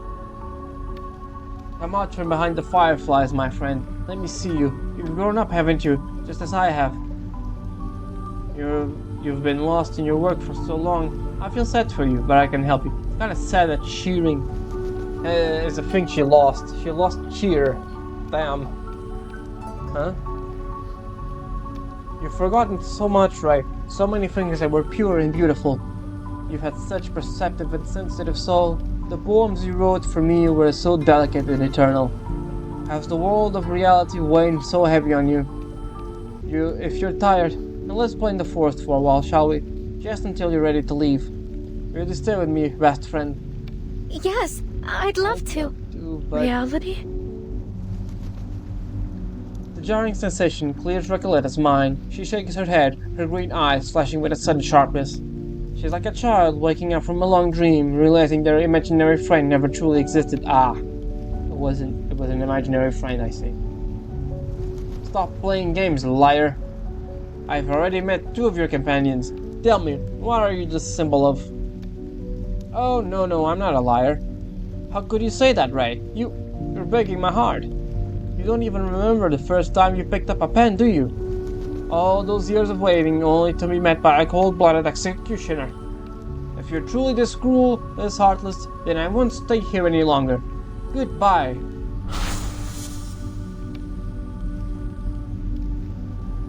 Okay. Damn, I can barely... Goodbye then. I have barely time to read that mentally, even less trying to speak it out loud. You really need to extend the time to read. Recoleta shakes her head as she tries to block out the sorrowful girl's voice. She clenches her teeth. It's just a symbol. She never had any friends like that. I won't believe a word. I have to find a way out. I have to escape. And last one. Through the pain and confusion, Recoleta stumbles forward, the crunch of fallen leaves and snapping of branches echoing beneath her steps. But under the siege of exhaustion, she collapses. As she lies on the damp earth, her head throbbing, she closes her eyes. When she raises them again, a pitch-black cave stands before her. From the depths of the darkness comes a voice, warped, deranged, neither male nor female. At last, we meet, our most magnificent rider. Welcome to the certain forest. My 3 dear friends, I hear you've spoken quite a bit ill about me. No, I won't listen to you. You all are liars. This is a paradox, a chaotic Pandora's box. If the others lied, then I surely am the one who tells the truth. Who is it who truly deceives you? You're the last one, aren't you? That's exactly what you represent? I am the black hole in your heart, that shadowy place where all your desires fester. Anxiety is a poison. It seeps into your words, warping their taste. Why do I have to speak like that? It's unbearable. I can smell it, the stench of doubt laced in your hurried breaths. You are a proud, self-absorbed, grandiose writer. Listen to yourself. Go back. Go back where you belong. Damn it, I don't have time for this. I have to go back. Recoleta pushes herself up, the pain in her heart gone, her body brimming with energy. Then she freezes in confusion. For someone like you, growth may very well be a crime. You should have been nothing but a beast of literature, untamed, unyielding. I have to go back. But where? What am I going back for again? You will never escape from that sorrowful, secretive, ceaselessly murmuring scene. Literature is not merely a refuge for kindness and warmth, it is also a sanctuary for resentment and spite. Why do I have to go back? I belong to the fictional world. I mean, yeah, I almost forgot. Yeah, she's a fake person. She's literally a ghost of a novel. I am fiction. Our mission is complete. This symbolic labyrinth is now entirely in your hands. Farewell. There. The labyrinth falls into an irreversible collapse. Recoleta's eyes are vacant. I really like this effect. It's really cool. A writer must have relentless desire. A writer must have enduring resilience. A writer must have an innate perception. A writer must have unshakable arrogance. Huh. Guessing that's what all of those things represented, huh? To be continued. I'm taking a look at the clock. It's almost server reset time. It's gonna be embarrassing if it happens like the last time. Alright. Almost there. Alright. Fable of the Failure.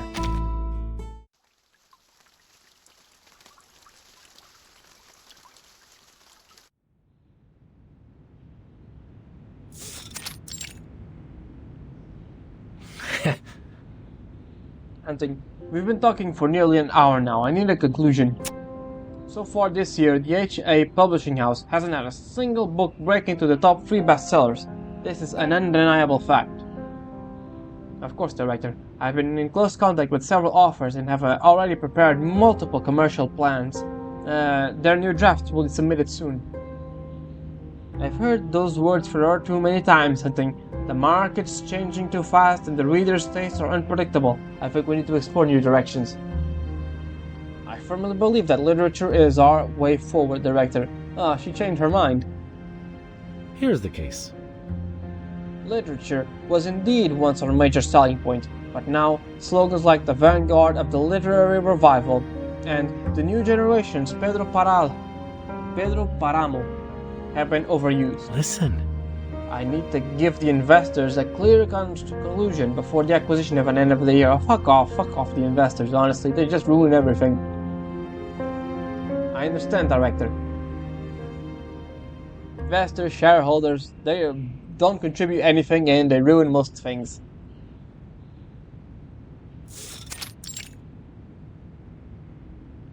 Long time no see, Miss Hunting.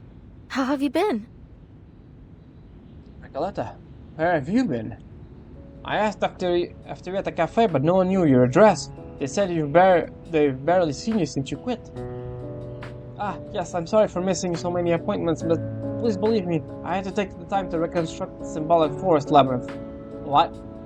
Forest? What forest? More importantly, have you finished your outline of Chapter 2? Let me remind you that this month... No, there's no need for an outline. Symbolic Forest is the name of Chapter 2. I've already completed it. She puts a thick manuscript from under her cloak. Fortunately, it is mostly untouched by the rain. A relieved smile comes across Hunting's face.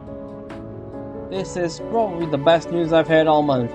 You're almost writing like a professional author now, Recoleta. Alright, let's take a look. How did your cowboy and coachman travel from the temple to a forest? Hunting flips through the first page of the manuscript.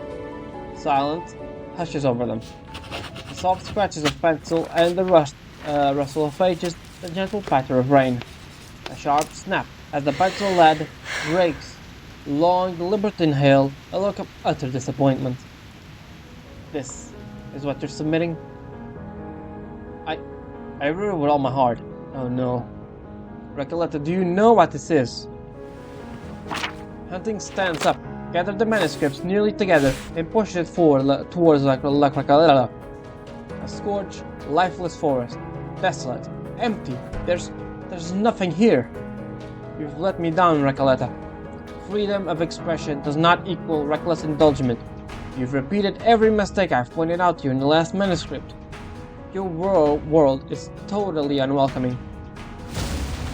Sizzle, sizzle, sizzle. Oh no, the burning ants. Fucking hell. Fragments emerge.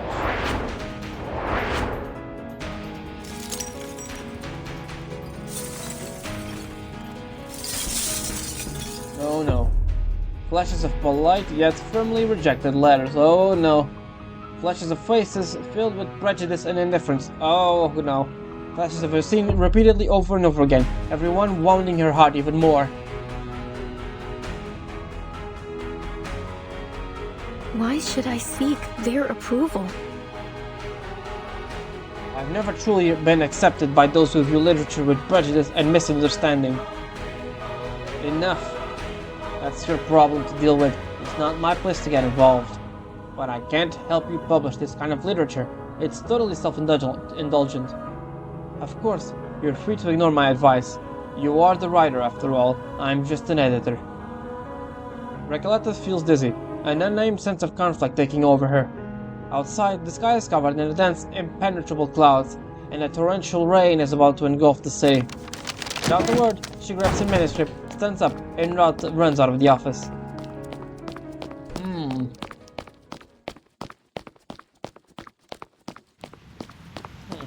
Hey, it's the 1920s background.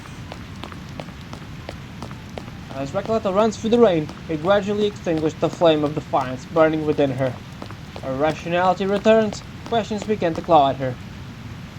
Following the flow of instinct, avoiding self-examination, that is my current state of writing.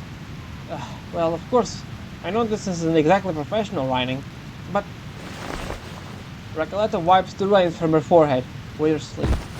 She leans against the wall and buries her head tightly in her arms. Oh, poor girl.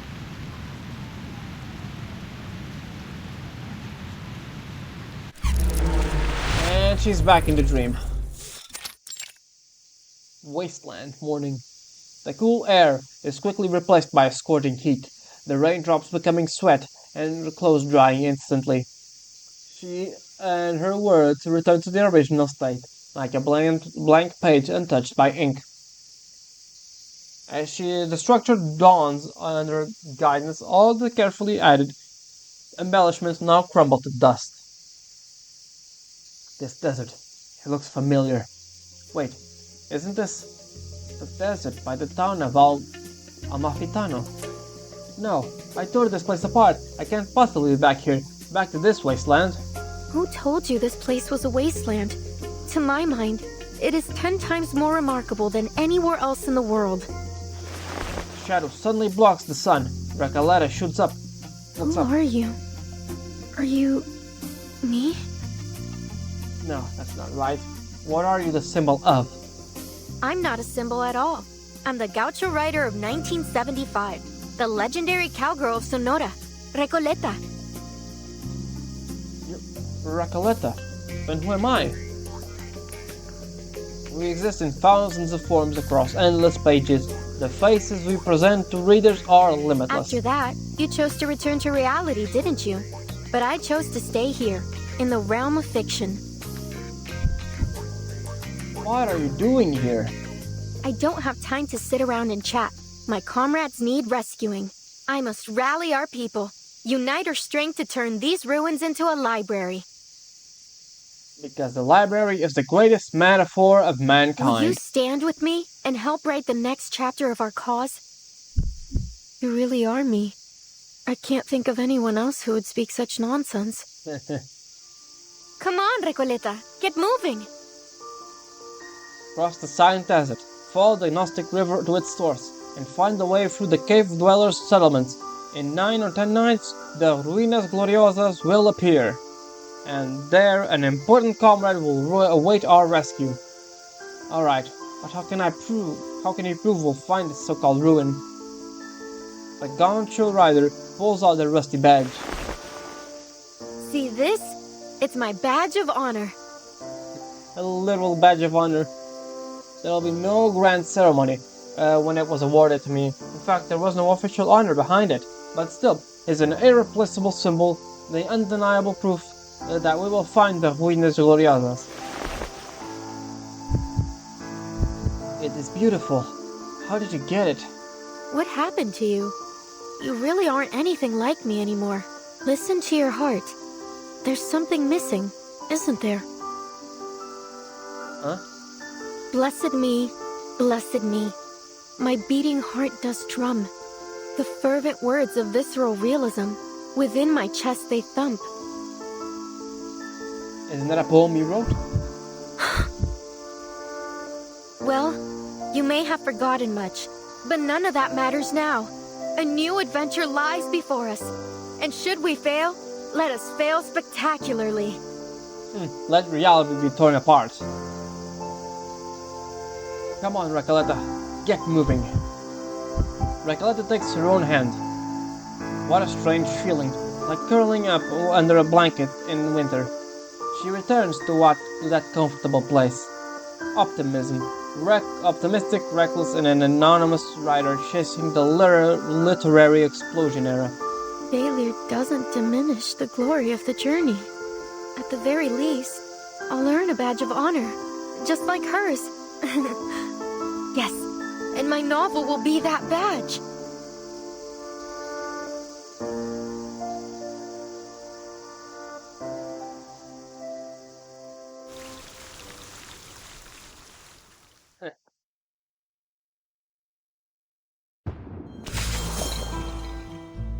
Meaningless acts.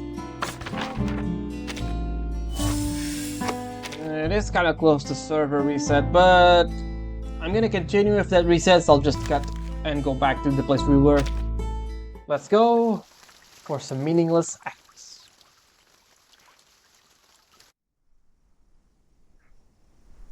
Oh, we're back at the publishing house. Spring has come, bringing a renewed energy with it. Recoleta, her heartbeat thumping in her ears, steps into the publishing house building. She carries no manuscript, only a letter, one barely large enough to contain a single long poem. Alright, just top it off the letter and it's all over. After taking a deep breath, she slips the envelope into the manuscript submission mailbox and turns towards the Thank exit. you, Miss Hunting. And I'm sorry. Aww. Whether to thank me or apologize, you should say it in person, Recoleta. Recoleta's hand reaching towards the door handle freezes. Following the rustle of an envelope being opened, Hunting's voice echoes from behind. Miss Hunting. Recoleta watches as Hunting slowly approaches. Under the overhead light, she can barely make out Hunting's face. I'm sorry. Oh. They're both apologizing to each other.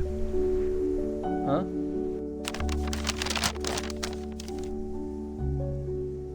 Do you remember the first 3 questions you asked me? I think I finally know the answers.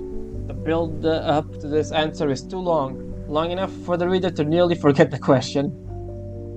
He returns home because to him it's home. He meets the cowhand because he happens to be tending cattle. The character knows things the author doesn't because this is the cowboy story. He has lived for many more years than the author has. Of course, these are your characters. Your unique style shapes them, making them one of a kind. I never truly understand the purpose behind every sentence I write. They flow from my pen, word by word, driven by an irresistible, instinctive current. And I am a business hunter who works for profit, a bookseller who has abandoned her instincts. I am a clueless bystander on the riverbank. I can glimpse the vitality of the river, but I cannot question the purpose of each ripple.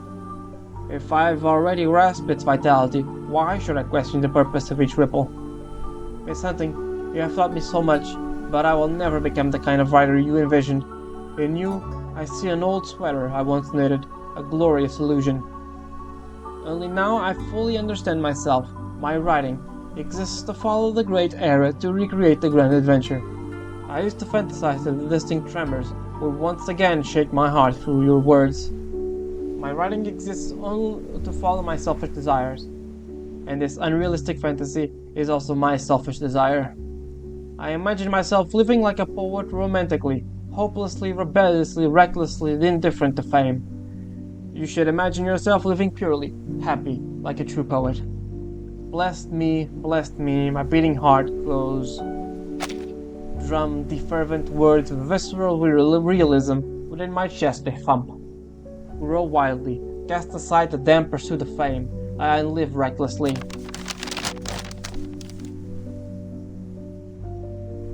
Huh. And write. It has been an honor to know you, Recoleta.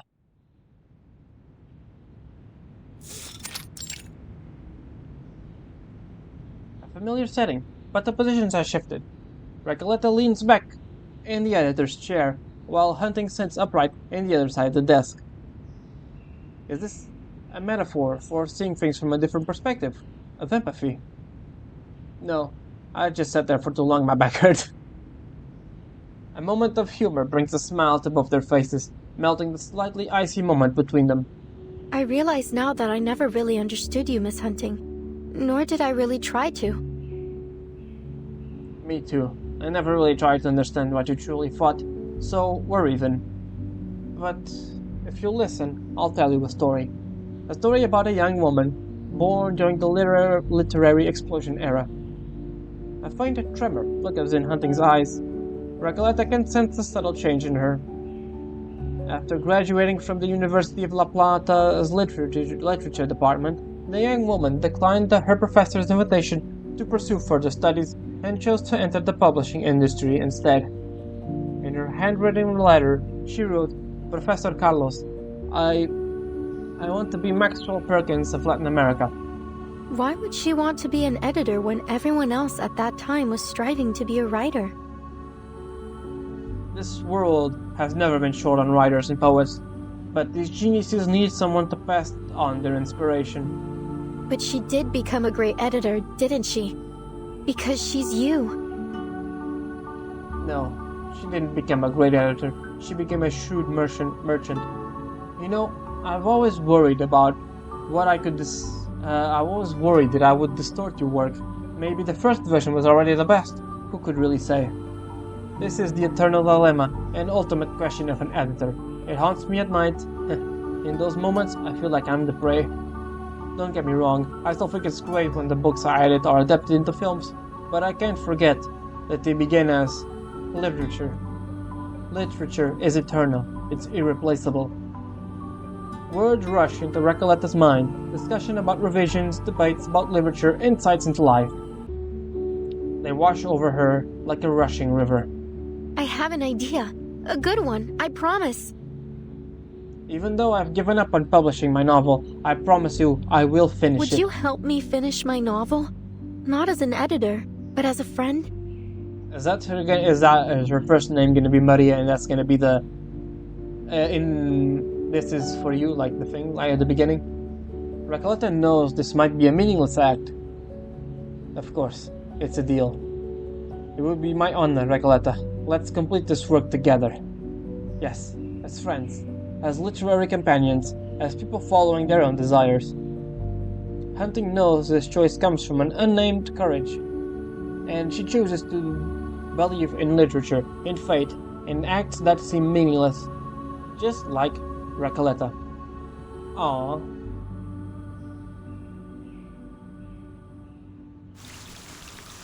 To be continued. We're almost at the end now. I will say it's a very interesting story. Oh boy, this is long.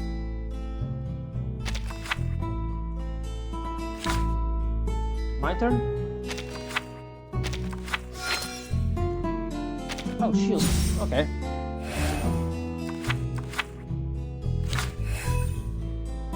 Let's see here. Damn it.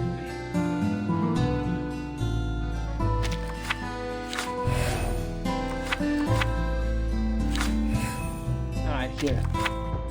What the hell's that? Nope. Nope. Damn, we both suck at this. Okay. Oh, perfect.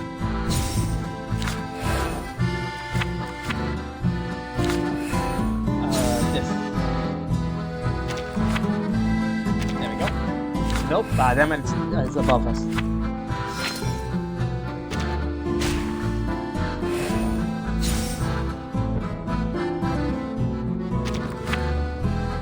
Damn it. Over here? No.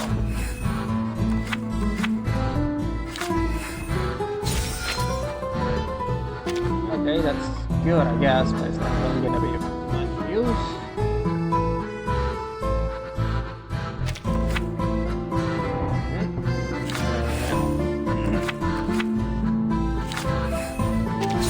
We really suck at this, don't we?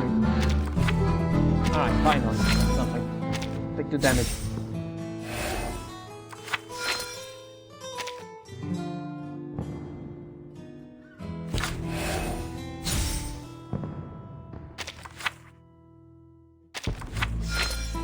Yep, we got that one at least. Damn. Well, at least it's getting AoE damage, which is good. Not AoE, overtime damage. I just opened that, it's not that. Was this one? Yes.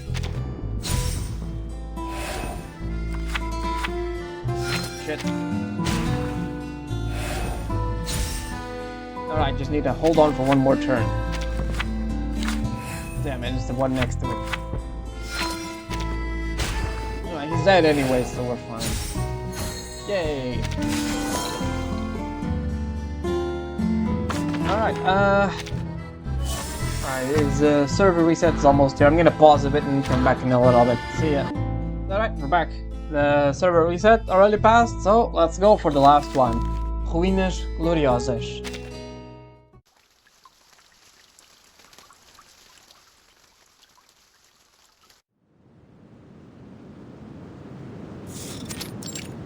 Wasteland night. On that pitch black night, Recoleta sees no one. Why am I back in the desert? Where did hunting go? You've drunk the poisoned wine, Recoleta. A treacherous scheme of the cave dwellers. It's the venom of the Ouroboros fangs, severing the cause and effect, leading us to the Ruinas Gloriosas. In her mind, her own voice echoes. They tried to stop us, but fortunately, they didn't know that we were one and the same. I left Directrices de Metáforas in a notebook. It will lead you to the final ending. Why? Why did you sacrifice yourself? Haven't you longed to see the victory of our great movement? No more questions. That was a necessary sacrifice. I did it for us. Now go. Save our comrades and see this journey through to the very end. I understand now.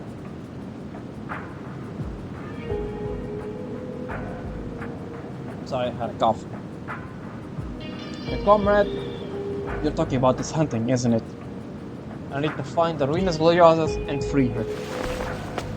I see. Recoleta snaps back to reality, pushes herself to her feet, and strives forward with determination. A forgotten river runs, its course to all untold. At the source of the Gnostic river, in shrouded darkness laid, within that mirror, the cave dweller hides, his ancient face displayed. So I just need to follow the river, right?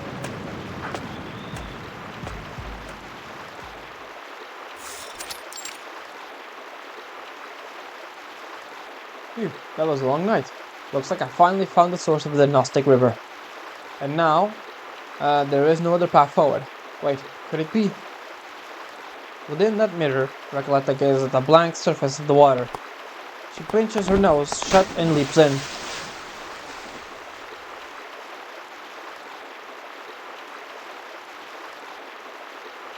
Recoleta feels herself sliding downward through a cave, yet there is no sense of wetness or flowing water.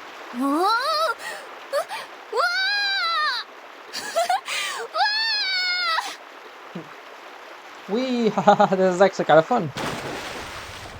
And we're in a cave. Cave, thanks. She lands in a misty damp cavern. Tread lightly. Do not disturb those shadowed tribal dwellers. Their language is unyielding as stone, their gaze deep as caverns. The cave dwellers. Are those figures wandering around?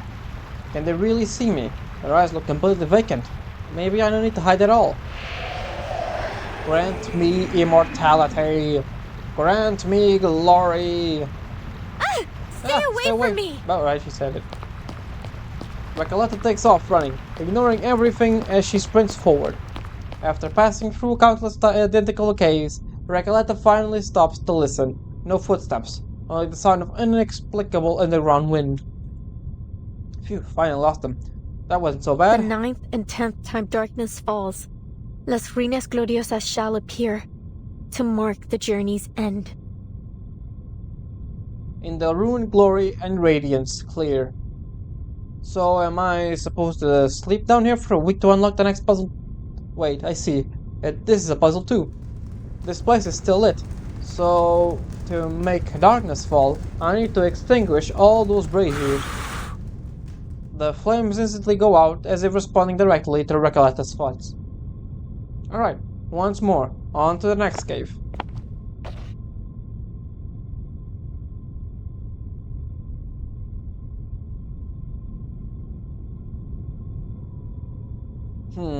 If my count is right, this should be the 10th cave. There is no path ahead, only a thick grey mist. To mark the journey's end. So this mist must be it, I see. I need to complete the 9th and 10th time to reach the 10th night. But 9th and 10th? What does that even mean? What if I extinguish the last fire in the 10th cave? Recoleta sits cross-legged, staring at the final brazier. After a long pause, she suddenly laughs, then picks the brazier up with both hands. It must be this brazier. It marks the boundary between the 9th cave and the 10th. So she's just gonna pick it up and go forward to expand one's territory? Wow, these metaphors and symbols are really hard to understand. I think I finally get why people struggle with my novels. With all her strength, she hurls the flames into the mist. Go! Bring forth the light!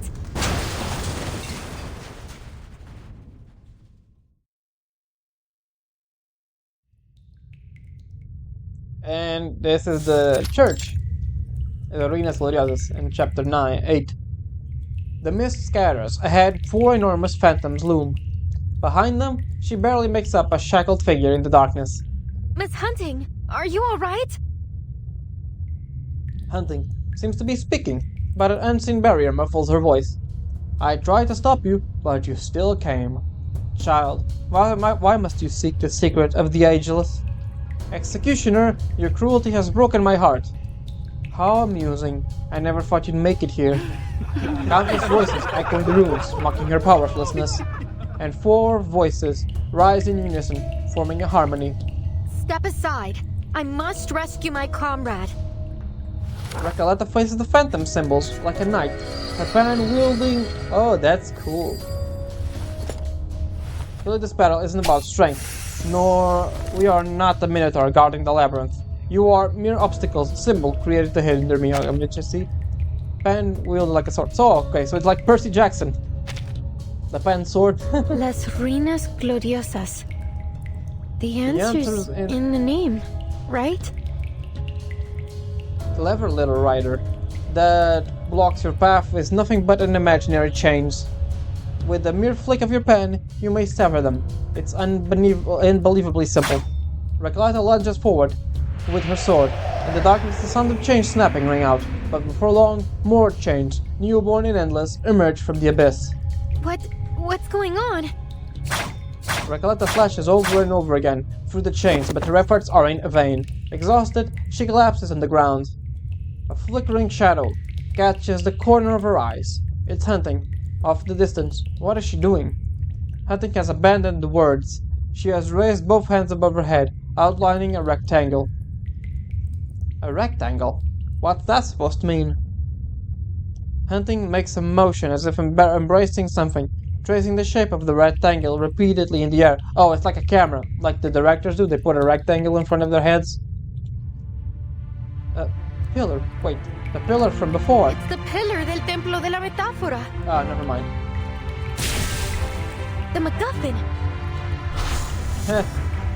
In Crook stories, it's almost always the necklace. Those quoted words strike Recoleta like a lightning in a spring storm. Yes, a necklace, a chain, just like the Tempo de la Metáfora. Those chains are meaningless. You need to move past and face the cord of Ruinas Gloriosas head on. Countless chains bind and drag Recoleta to the ground under her weight. She covers her ears, struggling as she steps into the 4 symbols. There goes the sword again.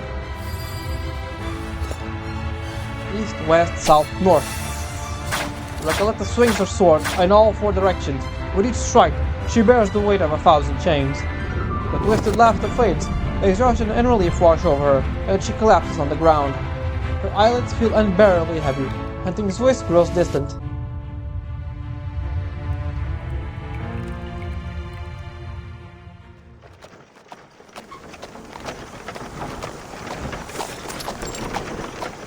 pampas plain.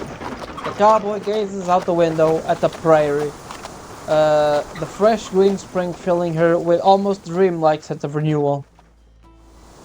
My head hurts a little. Maybe I slept too long. Those adventures seem hazy now. It's alright. You've already written our adventure into a novel. We escaped the Temple de la Metáfora, wandered for ages in the symbolic forest, and in the end, you saved me in the Ruinas Gloriosas. The cowboy feels as if she's in a dream, but she knows the coachman is right. Those images slowly resurface in her mind. Alright. And my novel? Is it finished? Have you forgotten?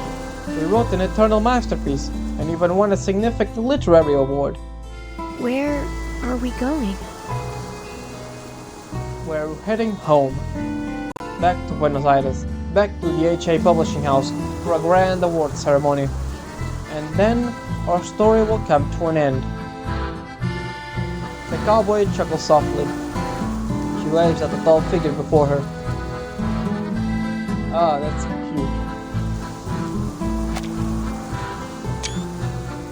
As the carriage jostles forward, she throws open the door and leaps into the golden light of the sun. Goodbye, Miss Hunting. Publishing novels, receiving awards. None of that matters to me anymore.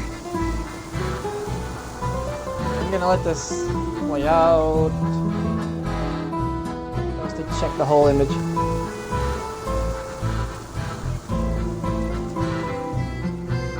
There we go. There's a whole beautiful world before me. Shouldn't I live like a poet and go out and experience its wonders under the glorious radiance of Apollo? Shouldn't I run free, feeling the grass and earth between my toes? After all, the story is far from over. Behind her, the coachman, hunting, watches, relief and longing coloring her face. She waves at the soaring figure of freedom. You're as careless as ever, Recoleta. You forgot that, in the story, you're supposed to call me coachman. But none of that matters for now. Go, Recoleta. Like an invincible warrior, like a falcon soaring free, like a fearless Guacho knight, go forth and conquer the boundless Pampas plain. Good luck, rebellious, nameless rider, who scorns fame and disregards all else. Blessed me, blessed me. My beating heart does drum. The fervent words of visceral realism, within my chest they thump. Come on home, spirits of the past.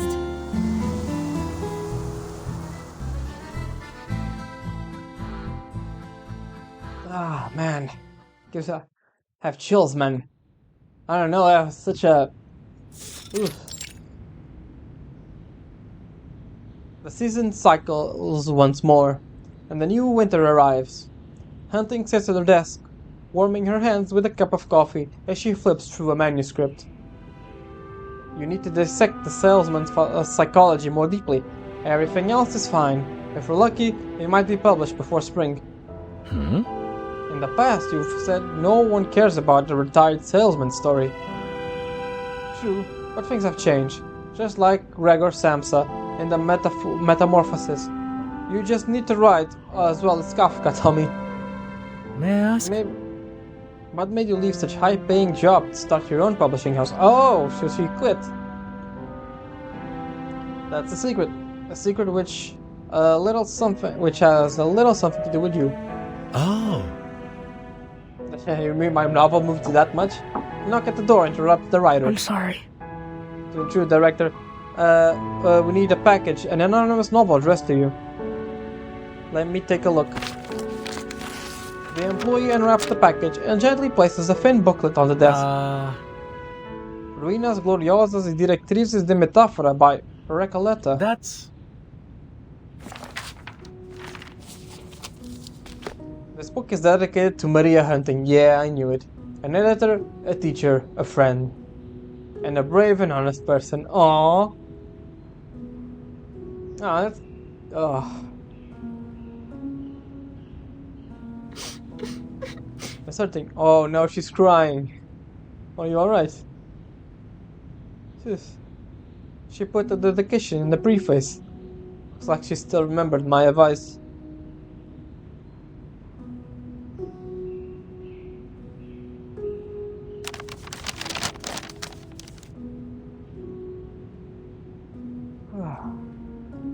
dedicated to the writers of history, whose remarkable distant stars, dedicated to the editors of history, unsung geniuses who captured brilliance, dedicated to you who are watching, the wonderful players, viewers and readers. Oh man.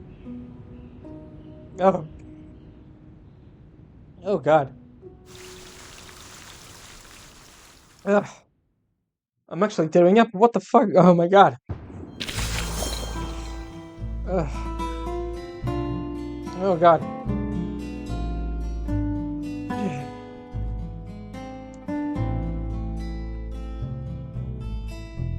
Oh man. I will give it a standing ovation if that would fuck up the audio. Oh my god. I need a moment. Oh god. Oh.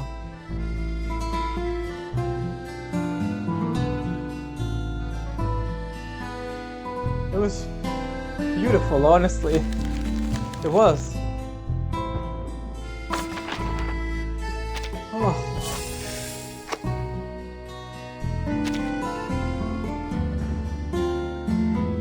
Man.